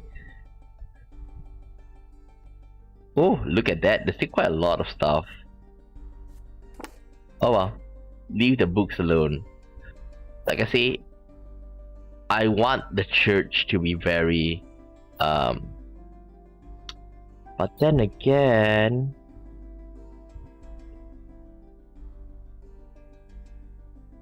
okay, fall of the old faith.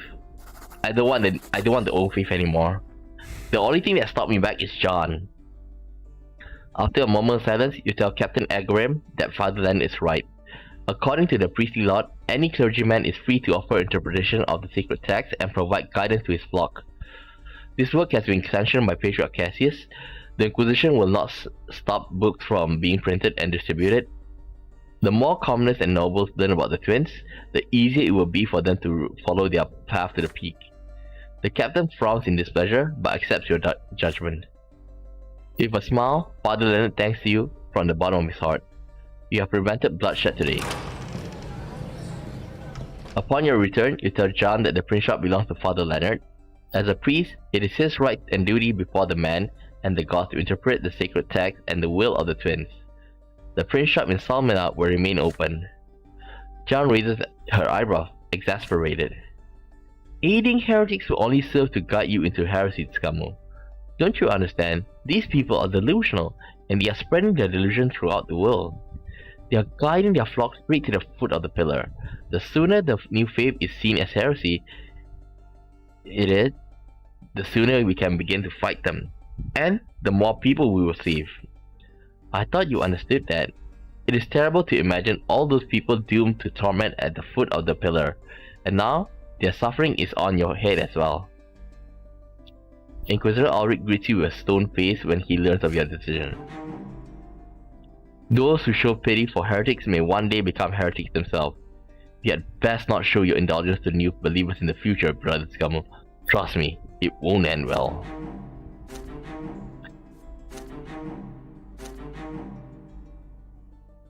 I got a feeling if we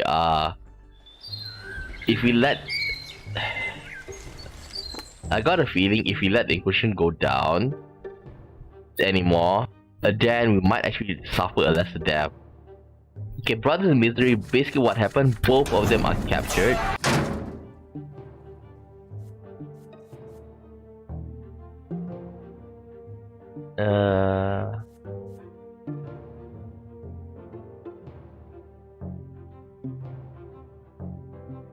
Okay, ask Father for help.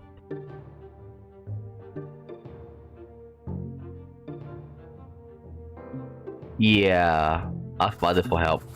That's the only choice. Brothers in Misery. This one we've done. As you can see, it takes quite a long time, so I'm gonna skip as much as I can. The one that we went through last time.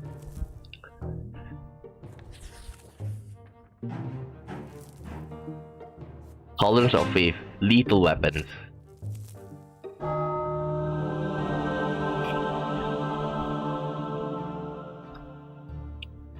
With each passing year, more and more priests and laymen are becoming adherents of the new faith. The sermons of Abbot Leonard and his supporters are resonating with the people. The new believers proceed toward the peak of the pillar while defying the law of Vicious. They are led only by the love of the twins. As Patriarch Cassius' flock becomes smaller in numbers, his sermon becomes progressively fiercer. Brother and sister, the false prophet Podus is dead, but his heretical teachings live on and continue to poison our land. Every day, more and more of our friends, family members, and neighbors fall under the spell of Abbot Leonard and those who have been deceived by his honeyed words. Well, he didn't sound like this before.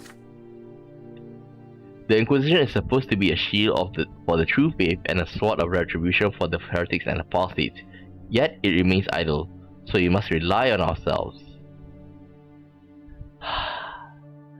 So he finally showed his corrupted side. Heed my call, brothers and sisters. Save your loved ones, save those who have lost their way to the true faith. Bring them back, whatever the cost. The leaves of the silver tree rustle soothingly. You try to breathe deeply and evenly, taking control of your emotion. But as soon as you open your eyes, your stomach turns. The temple of the silver tree reeks of death. Red blood flows over the white marble in its hideous patterns. You recognize the traces of the body have vanished after a lesser death. Every step produces a nauseating squelching sound. Armed men barged into the temple during Father Leonard's midday sermon. Their faces were hidden, their clothes adorned with the symbol of the Church of the Twin Gods. They attacked the new believers, then took their own lives. John's voice echoes through the empty temple. I think we're done here, Brother Tsukamu. I have full list of the victims. They all suffer a lesser death. We'll question them thoroughly when they are reborn. The attackers yell that they are willing to condemn themselves to eternal suffering just to purge this place out of heresy. They are commoners who dare go against their lot in order to save the people who have succumbed to the heresy of the new faith. You think Cassius is right? Is the order to blame for what has happened? You have no time to answer. A sharp voice calls out from the entrance of the temple. Huh? Who's this? Sylvan Samosta, elderly new believer, and a fervent cause for Abbot Leonard's cause. Maybe you should get out of your cell once in a while, Missy. The old believers slaughtered us like cattle in our own temple, but you are willing to acquit them and blame the order for not taking charge of this bloody harvest? An unfamiliar frail old man is standing by the entrance. Beside him stands Leonard, the abbot of the temple. John groans, rose crimson with fury. How dare you say such thing, old man? Am I wrong? Did your champions of faith come to our aid? No, you let these fanatics go ahead with their bloodbath. Calm down, Sylvan, I implore you. This is just your anger and bitterness talking. Sister Jan, forgive this man for his harsh word. He is full of sorrow and grief. It is understandable. Jan heads for the exit without saying a word. You are about to follow her, but Father Leonard stops you at the trap. Inquisitor Skamu, may I ask you to stay for a moment? John leaves, the three of you are alone in the temple. You, Leonard, and the strange old man. Allow me to introduce you my old friend Sylvan Samosa. Sylvan, this is Inquisitor Skamu. Silver examines you with distinct distrust. His eyes rest on the Inquisitor medallion. Why should we trust him, Leonard? He's a bloodthirsty fanatic, like all other Inquisitors. I don't think we should. Stop, Sylvan. Inquisitor Skamu is not our enemy. Can you trust one person? He does not wish us ill. I can vouch for him. Alright, the twin whispered in my ear that you may be right. You asked the abbot what it was that he wanted to discuss with you. Instead of Leonard, the old man speaks to you. He points at the signs of the recent massacre. Have a good look around, Inquisitor. We are being killed in our own temple, and we can't defend ourselves. If something like this happened in the temple of the Old Faith, the city will be teeming with furious nobles, gendarmes, and legion soldiers. But now, everyone is silent, and the Patriarch keeps sicking his fanatics on us. The Patriarch? Does Samosa have any proof of his involvement in the attack? Is there any proof that he wasn't involved? The Oath is simply horrified by the prospect of Leonard becoming Patriarch. He feels threatened. He wants to intimidate us or destroy us. Leonard puts a comforting hand on the old man's shoulder. Sylvan shakes it off with irritation. Inquisitor Skamu, we must get the right to protect our temples against such attacks. In truth, we cannot rely upon champions of faith. The new faith does not limit people with lots. Those who are willing to take up arms in order to defend our temple have the right to do so. What if they find their path to their twins in this service, in defending their brothers in faith? It is the prefect of the provinces allows the commoners of our parish to organize a militia will be able to protect ourselves. This tragedy will not repeat itself. Elborn is a good man. He is willing to cooperate, but he says he needs the approval of either the Patriarch or the Inquisition. As you can imagine, we have no hope when it comes to Cassius.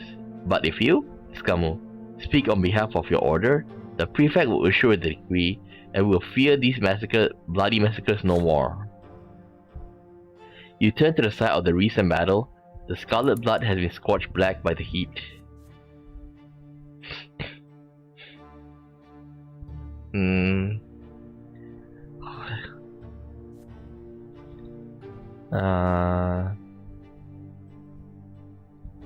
Ooh, the Inquisitor power going down is bad.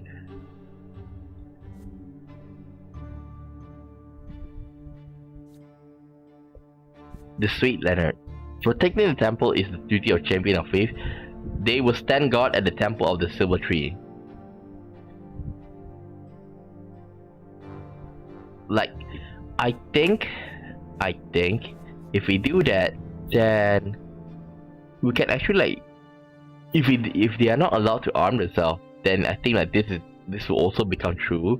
I mean, like, this can become true. The new believers zealots exact vigilante justice against the enemies of their doctrine. I don't want to go for this. I want to go for Cassius overthrown. So let's dissuade Leonard. We want order. Give me a second. I want to check the order.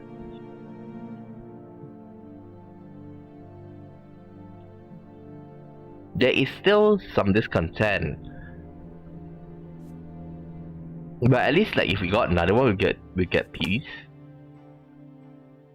No, unless this measure will not stop the bloodshed. So you're refusing to help us? Well, that was to be expected.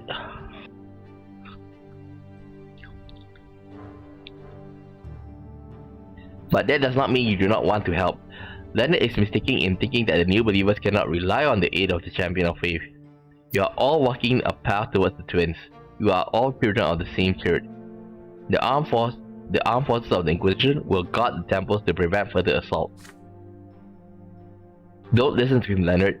We must defend ourselves. The champions of faith are merely the lapdogs of the Inquisition. They are just waiting for an excuse to dispose of us. You made a vow to help the new faith take root in Magra. Leonard must trust you. Sylvan tries to add something, but the abbot cuts it off with a gesture. If Inquisitor scum believe that this is the best way, we shall trust in Sylvan. The old man sighed disappointed. The twin whispered in my ear that you have chosen poorly. You have always lacked the decisiveness, my friend. I can see you have no intention of listening to me. I hope Leonard trust in you is well placed. But if Cassius unleashes his fanatic on us again, this time we will not accept death humbly like lambs to the slaughter. Like here, it's like how Alida and Fuad, if you remember, Sophia like blew them up and Alida was ecstatic about it. Like, even though he blew up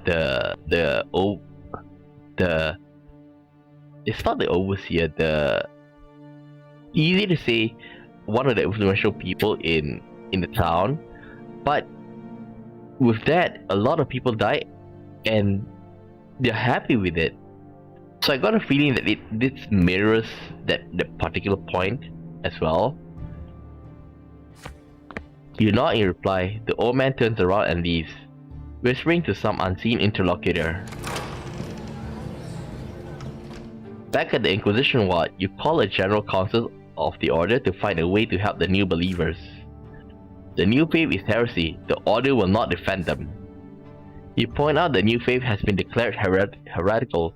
The new believers worship the twin gods, hence Ulrich and the Inquisitor must protect them just as they protect those who follow the teaching of Visatius. An attack against the Temple of Silver Tree is sacrilege. Only commoners who shed blood there trespass against their Lord, thus condemning themselves to eternal suffering. John speaks up from behind you. Skamu is right. He must stop this, not for the sake of the new believers, but for the sake of preserving order, protecting holy places against sacrilege, and above all, saving those who would have risked their souls by resorting to crime. A lengthy debate ensues. By nightfall, you are drained, but you have managed to win over the majority of your brothers and sisters in faith. The champion of faith now guards all the temples in which the teaching of Phodis are preached. Old faith fanatics make a few more attempts to attack them, but bloodshed is averted. The cost may be high, but the new believers can now perform their services without fear and armed reprisals. Tolerance of the new faith.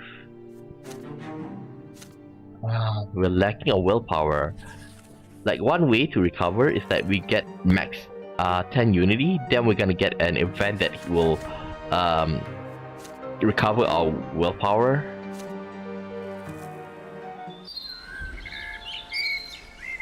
Miracle and wonders. You have not had any serious cases since the investigation of Father Leonard's print shop and the Latari Society. The only matter that currently warrants the Inquisition presence in the province is the ongoing struggle between the old faith and the new. Did Abbot Leonard lie to you about Patriarch Cassius' heresy? There is a knock at the door. Father Ulrich has left the province for now, so all petitioners are coming to you. You set your thoughts aside and focus on your gaze on the visitor. A middle-aged nobleman enters your office. His jacket is decorated with large sewn-on beads. He said his name is Carl El Capo, claims to have runs afoul of magic. Sir El Capo owns a village by the name of Garcinia. The harvests there are abundant and all plants and trees take root with amazing success. The village claimed it was the blessing from the twins, but Sir El Capo thinks otherwise. The nobleman claims Sister Ariadela, the village priestess, is a witch. People have seen plants and trees blossom and bear fruit at her touch, here in barren Magra with its lifeless soil. A pious man, Sir El Capo, does not want to shelter a witch who corrupts his property with her ungodly sorcery and feed its cursed fruit to his men. You carefully write down the nobleman's every word, then leave for Garcinia at once, escorted by a squad of champions. Even from the high road, the village to the village is striking. The trees, the grass, and the flower bed, it is all green. Only nobles can afford such luxury and resort. They import fertile soil from their gardens, for their gardens at great expense. You grew up among greenery, but your family garden had nothing this green and lush. You came to a halt next to the small, well-tended little house. A tall, slender young woman dressed in black cassock comes out to greet you. This can only be Sister Ariadella. She looks at you. Her eyes are the brightest shade of emerald green. Ah, she's a witch, because like, if I'm not wrong, Sophia also have this, along with Aelitz, if I'm not mistaken. Ariadella, greetings, Inquisitor. Please come in. Suspected of witchcraft. And as unexpected as your visit must be, the young woman shows no fear whatsoever. You tell the champions of faith to remain outside for now. Ariadella takes you to the back of the garden of her home, a beautiful verdant green. Now, you know what would be funny? Is that what she did is she just mixed manure into the soil and things start to grow. And if that's the case, then like, in other words, that they haven't made a lot of improvement in their farming technology. So, Inquisitor Scamo, have you come to proclaim the miracle? What? What miracle? Ariadella smiled. She gestured to the flowers and trees growing all around. Why, just look. It's a miracle. A vast garden has appeared here, all thanks to our hard work and prayers to the twins. There's no garden like it anywhere else in Magra, except for those with imported soil. I prayed for this ever since I was a little girl. It all started when I prayed for my mother's flowers not to die. As soon as I touched the soil with my prayer on my lips, it became soft and the flowers grew strong. I've been doing it all my life. I just pray, touch the earth, and the soil lives again. This is why I became a priest. I wanted to use my gift from the twins for the good of people. I went to Patriarch Cassius, and he guided me towards the priestly lot and sent me back home to Garcinia. And now, our life here has become truly wondrous, thanks to twins. I knew you'd come. I just knew it. Who else would proclaim this miracle from the twins is not Inquisition? If it's not the Inquisition. Ariadella whispers a prayer to the heavens and touches a green stalk. It responds to her with a touch of a little bud. A moment later, a beautiful flower unfurls to greet you. The girl turns to you. There is great expectation in her eyes, and sparks of verdant green. You try your best to let your guard down gently. This wonder is different from the miracles worked by the twins. In fact, it is the opposite. The young woman's power comes from heretical magic, a distortion of the law of creation, an act abhorrent to the twins. The priestess' face expresses confusion, then terror. How can you say such thing? My power comes from the twins. I know it. I serve them. I bring their blessing to this world. I was guided by the priestly lot by Patriarch Cassius himself. He couldn't have been mistaken. He never lied to me like that. I think like Ariadella, she had never seen another witch before, so that's why she's confused. But as for us who have seen, witches a couple times in our run, so that's how we know. But her powers are most likely like the Latari. Let's see the choices after this.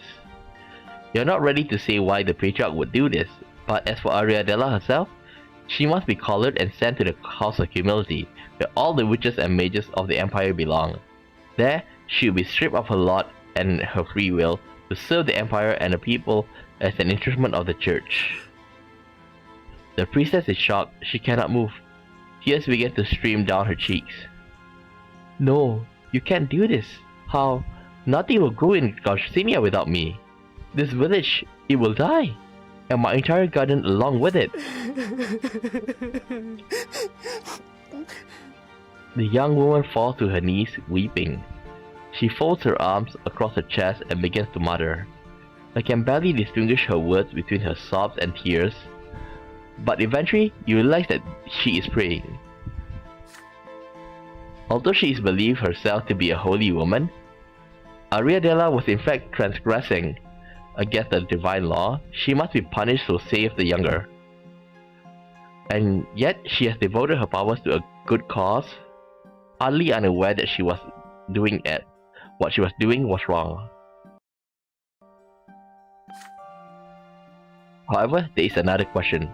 Why would Cassius allow her to use magic in the name of the twins? It could have not been a mistake. The patriarch had intentionally set her on this heretical path, but why would he commit such a sacrilege? To what end? Perhaps Father Leonard's report was not unfounded after all. The time for pondering is at an end. You must act. Ariadella, fate is in your hands. Nope.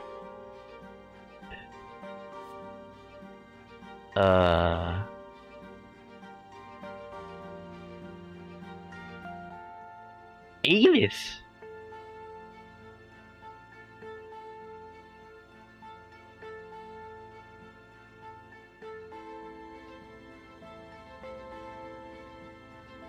Okay, so this one here, this one I made, a problem. I made a wrong mistake back. Let's see, scheming. Okay, never mind. I think I should go with this. Because theology will go up. Like, remember, we need 20 to become a prophet.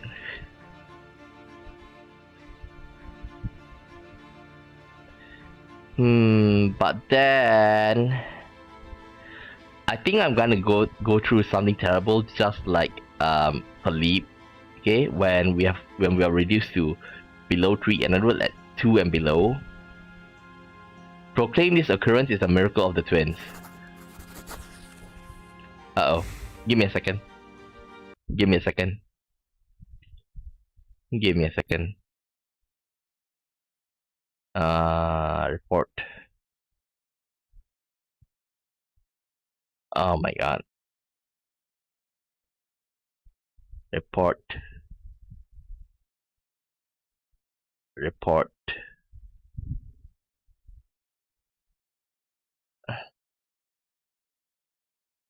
Okay, so this one here, I have to cut off the chat for a while. Oops, tweet. Okay. I hate it when this happens. You watch Ariadella cry, you have made up your mind. She will not go to the house of humility or the pyre. In the hands of a pious soul, even abhorrent, heretical magic can take the shape of prayer and worship of the twins. What else could this be if it's not through miracle? You sit on the floor next to Ariadella. Your hand comes to rest on her shoulder. She is safe. There is no threat. Yes, she was right. She was the wonder worker she thought herself to be. They sent you here to test her faith. That is all. She has been judged and found truly faithful. Her heart is filled with nothing but love for the twins. Like, in a sense, this here, can a witch, can a person who uses magic be a servant of the twins? Ariadella looks up. A certain smile appears on her face. Oh, good Inquisitor, you scared me so badly. Ulrich is away from Magra on business, so you have full authority on this matter.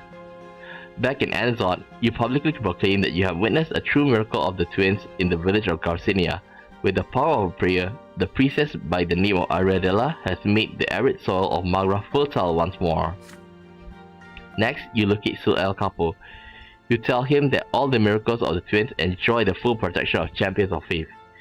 You should be glad that Ariadella lives in his village rather than someone else. El Capo shakes his head in dismay. If both the Patriarch and the Inquisitor see no evil where it is obvious to him, then the province is surely doomed. He will not set foot on his own land until his soul has been purged of this abhorrent magic. Soon after, you learn Sir Acapo has shared his opinion with a number of people outside the Inquisition ward. The rumor has begun to spread about an Inquisitor who spat on the laws of his own order. The young woman is safe, but the order authority in Magra has suffered. At least your mentor is too far away to excoriate you. Uh-oh. This is bad. This is bad. Dum dum dum. Knew it. This is the consequence of previous actions.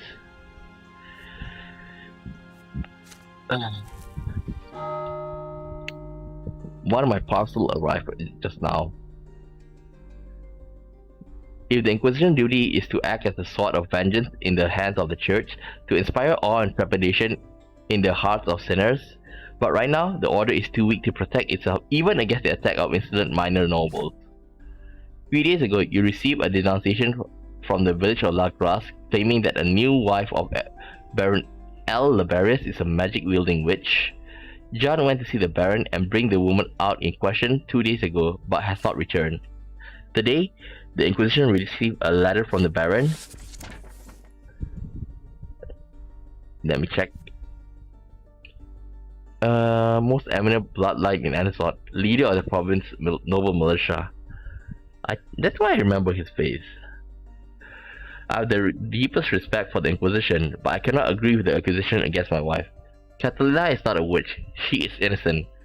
I give you my word as a nobleman. I have plenty of enemies. In the eagerness to sully our good name, they often start ridiculous rumors that cloud the minds of the peasants. Sister Jan refused to hear my arguments. I hope you will be more reasonable. Sister Jan is staying at my castle as an honored guest. Withdraw all accusation against my wife, and John returned to Anazot. I have no intention of harming her, a promise which, incidentally, she refused to give me regarding my wife's treatment by the Inquisition. Honored guest. In other words, hostage. Annoyed, you drop the letter on the desk. Your authority in Magra is already in a sorry state. Acquiescing to El Laberius' demands would mean publicly admitting how weak the order has become. But is there any other solution? Any other resolution to this solution?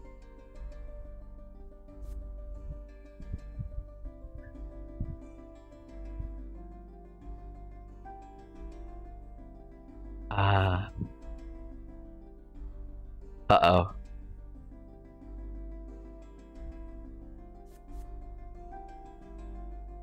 Oh boy.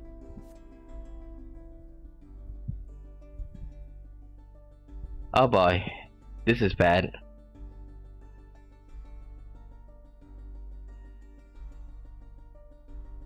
Okay, how old am I? 23. We still have around 5 more years. Yeah, we still have 5 more years. So we can rebuild on the tolerance of faith. The righteous in nature of your flock will become a weapon in your hands. Seek it. The Inquisition must regain its authority, no matter the cost. Otherwise, further service in Magra will become impossible. You announce that the sermon will begin in Anazot's central temple. The Inquisitors rarely speak publicly, so an unusual number of people gather for the occasion. When you stand before the crowd, you feel awe, as though you have been filled by some unseen force. Your thoughts become serene and clear. The words appear in your mind as though of their own accord, and a metallic voice, not your own, emerges from your lips. You speak of the apostates and heretics who will face eternal suffering at the foot of the pillar, of the inevitability of death, judgment, and retribution. You call anyone who turns his back on the twins a criminal. Anyone who remains silent and allows Magra to harbor renegade is guilty. You encourage your parishioners to ward off fear and hesitation and bring out vengeance down upon those who sow the seeds of apostasy. Your sermon fanned the flames of hatred in the hearts of who's to hear it. They are ready rip the heretics limb from limb, they just need a target. You tell them about Baron L. Labarius, whose wife is accused of witchcraft. The Baron has abducted a sister of the Order and dared to threaten the church. He must be punished. Later that day, the noble militia storms El Labarius' castle. The Baron and his wife try to escape, but the raging crowd, agitated by your sermon, seizes them. Now free, John brings them both to the Inquisition ward. Like, what? Are you still, like... It's funny how, El Labarius, he thinks that, he can get the upper hand on the Inquisition. The Inquisition is like, you're just a militia. They are basically like fanatics willing to die for their cause. You find no sign in Catalina L. Labarius. She received an admonition and is released. The Baron is sentenced to have his hand cut off for daring to attack an Inquisitor. Weeks pass before the nobles inspired by your sermon to stop their rampage. In your appeal, they heard the voice of the younger, and he leads them in battle against the venomous seeds of the new faith. Oh shit! This is god, this sucks. Like, well, this sucks. Remember, we're going for the fall of the old faith, okay? Oh boy. I may need to do things behind the scenes, like to fix things. Many of those who openly followed the teaching of Horus are forced to flee the city or hide. Father Leonard's flock is considerably depleted. Order is strengthening.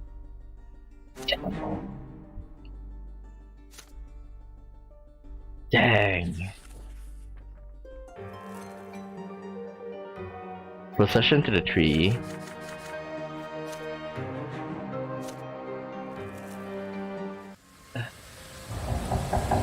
Festival of the Silver Tree.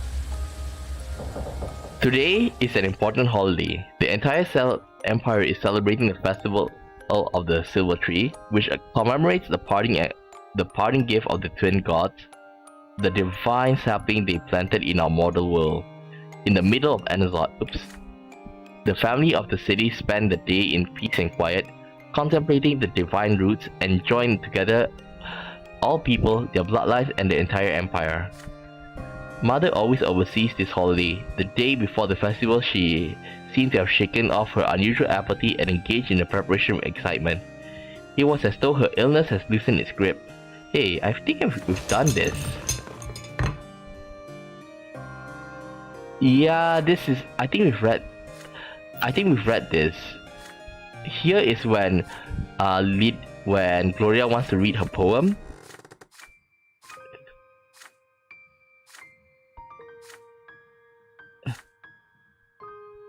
When I met Steven, he was already 3 years old. Yeah.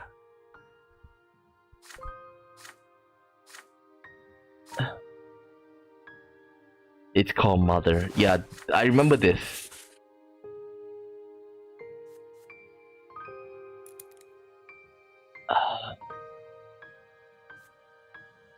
Unity minus.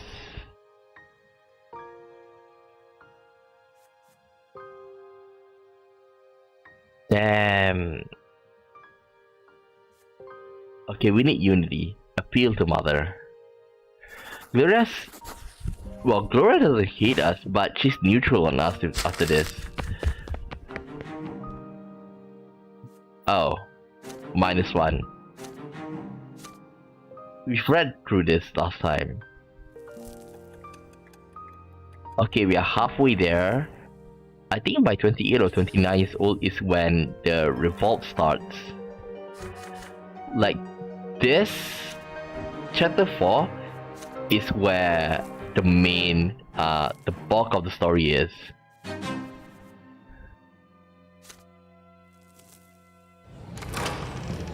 The Trail of Sorcery.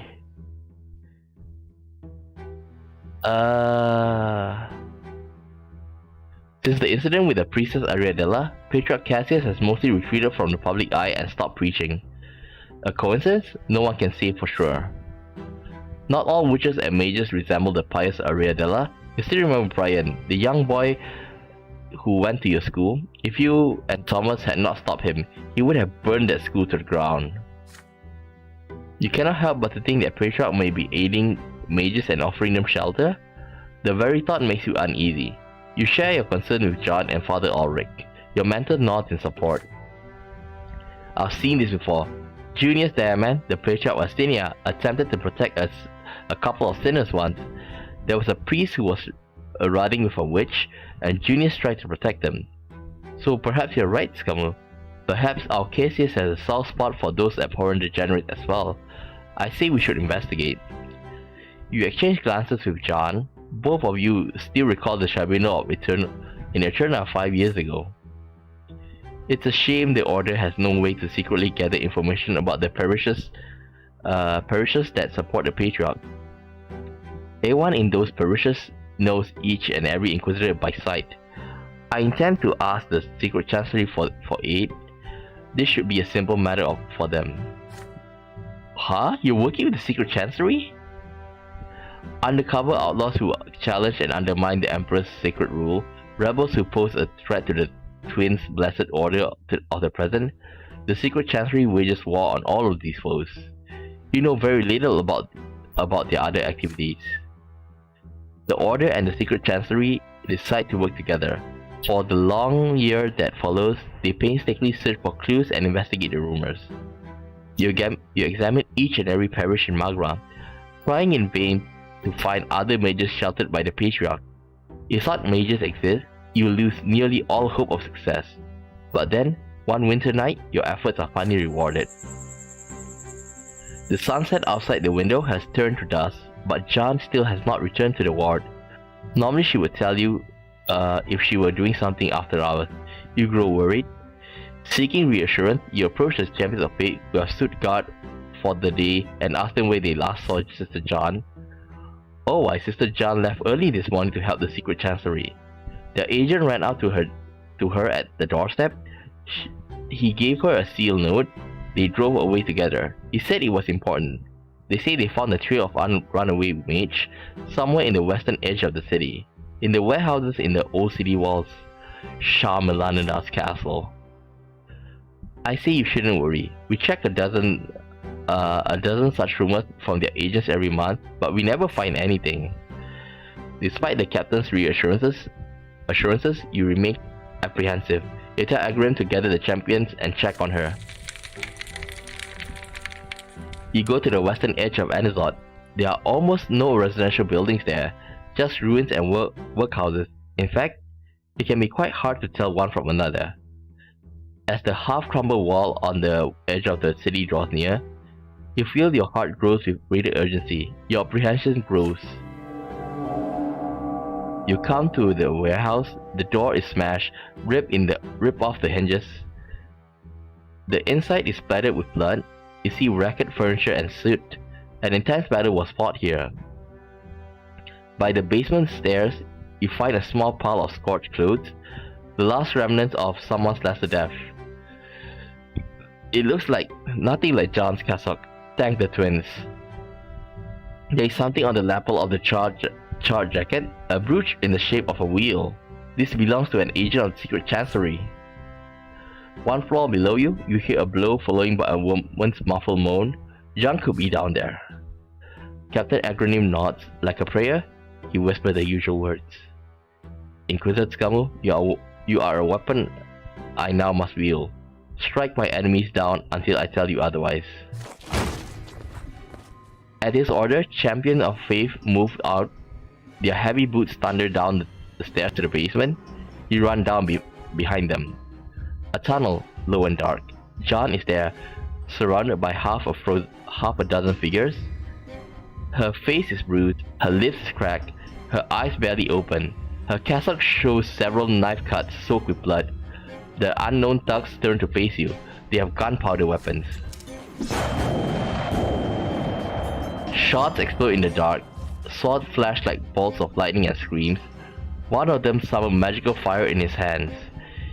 You clutch hard at a thin slab with a prayer to the younger, and the magical flames are doused as the silver melts in your hand. You continue the whispered prayers, starting straight into the mage's eyes. At this moment, in this place, it feels easier than ever to invoke the youngest ruthless law. The mage glances around as the champions of faith push the outlaws back despite the flurry of explosive shots. The rebel weapons are too slow to reload, and in close combat, they are clearly weaker. The mage turns tail and runs away down a long dark tunnel. You glance back at Jan. Blood still oozes from her wound, but more slowly now. Her head has fallen on her chest. Her eyes are closed.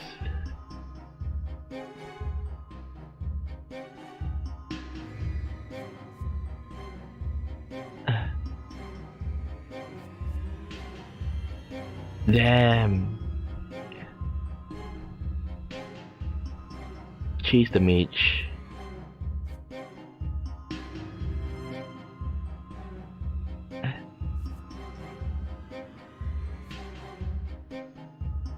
Okay, we gotta heal her. You rush to John's side, dodging the slashing swords and swinging wooden clubs. A bullet hits the wall next to you, throwing a cloud of stone in your face. You take the silver and circle cross from your neck and touch it to her wounds. May the Elder grant you the power to heal them. The wounds flare with a blinding white light. The bleeding stops, and the bruise and cuts on her face fade away. The blessed silver in your hand was the price of faith's sacrifice. A moment later, the holy symbol melts into a white glow. You untie John from the chair to which she was bound. She opens her eye, nods to you, and faints. The fight is over. The champions of faith are victorious. You take a few moments to fashion crude stretchers out of noble wooden planks and rags, then leave the bloody warehouse, carrying out your wounded. Then one by one, you drag the cutthroats out of the basement. The secret chancery men finally arrive, too late for the fight, and stuff the thugs into an inconspicuous windowless wagon. Is Patriarch Cassius involved in this? You can only hope you will learn the answer soon enough. John regains her senses as you leave the western outskirts of Anazot and enter the temple district. Skamu, did we catch the mage? You shake your head. John closes her eyes and remains silent for the rest of the trip. Many champions from your squad are wounded. They take them to the nearest temple for healing. John is utterly exhausted. She too needs help at the temple. She catches the arm of your cassock from out of the stretcher. Please stay with me for a moment. You accompany John to the infirmary by the temple. You heal her wounds, though it should not take much to get her back on her feet soon. Good food and proper rest is all she requires. Skamu, what do you think? Is Cassius behind this? And if he is, what made him commit such a crime? When the infirmary nurses stop fussing around her, you take a stool and sit next to John's bed. With some difficulty, John pulls her arm out from under the bed sheets. Will you pray with me? You put your hand on hers. It feels warm and rough. Her fingers squeeze your hand gingerly. You begin the first words of prayer of gratitude, and John repeats after you. As you reach the middle of the prayer, you notice that you can no longer hear her voice. John is asleep. You spend a moment sitting by John's beside, listening to her breathing. Then, you carefully take your hand off her hands and leave the infirmary.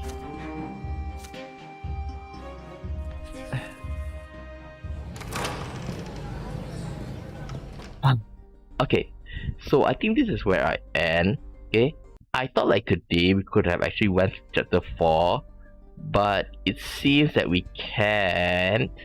So like what I'm planning to do starting next week is that Tuesday and Thursday I'll be playing Persona 5. Okay, like I want a couple of days to like a day so that I can, if I want to level up, I can level up. Okay, so like I'll still be playing, you know, the life and stuff of Sir Brante on weekday morning, but on Monday, Wednesday, and Friday. Okay, so that's my plan. Like, depending on how the story goes, I might be interested in going for a nobleman run, because like with the Latari incident, it piqued my interest. Because before this, like, I thought that the nobleman is just, you know, uh, it's basically like not interesting. But after the Latari, I'm quite interested, because like Octavia, I thought that she was just a stuck-up, pompous lady. But now it seems that there is some depth into her.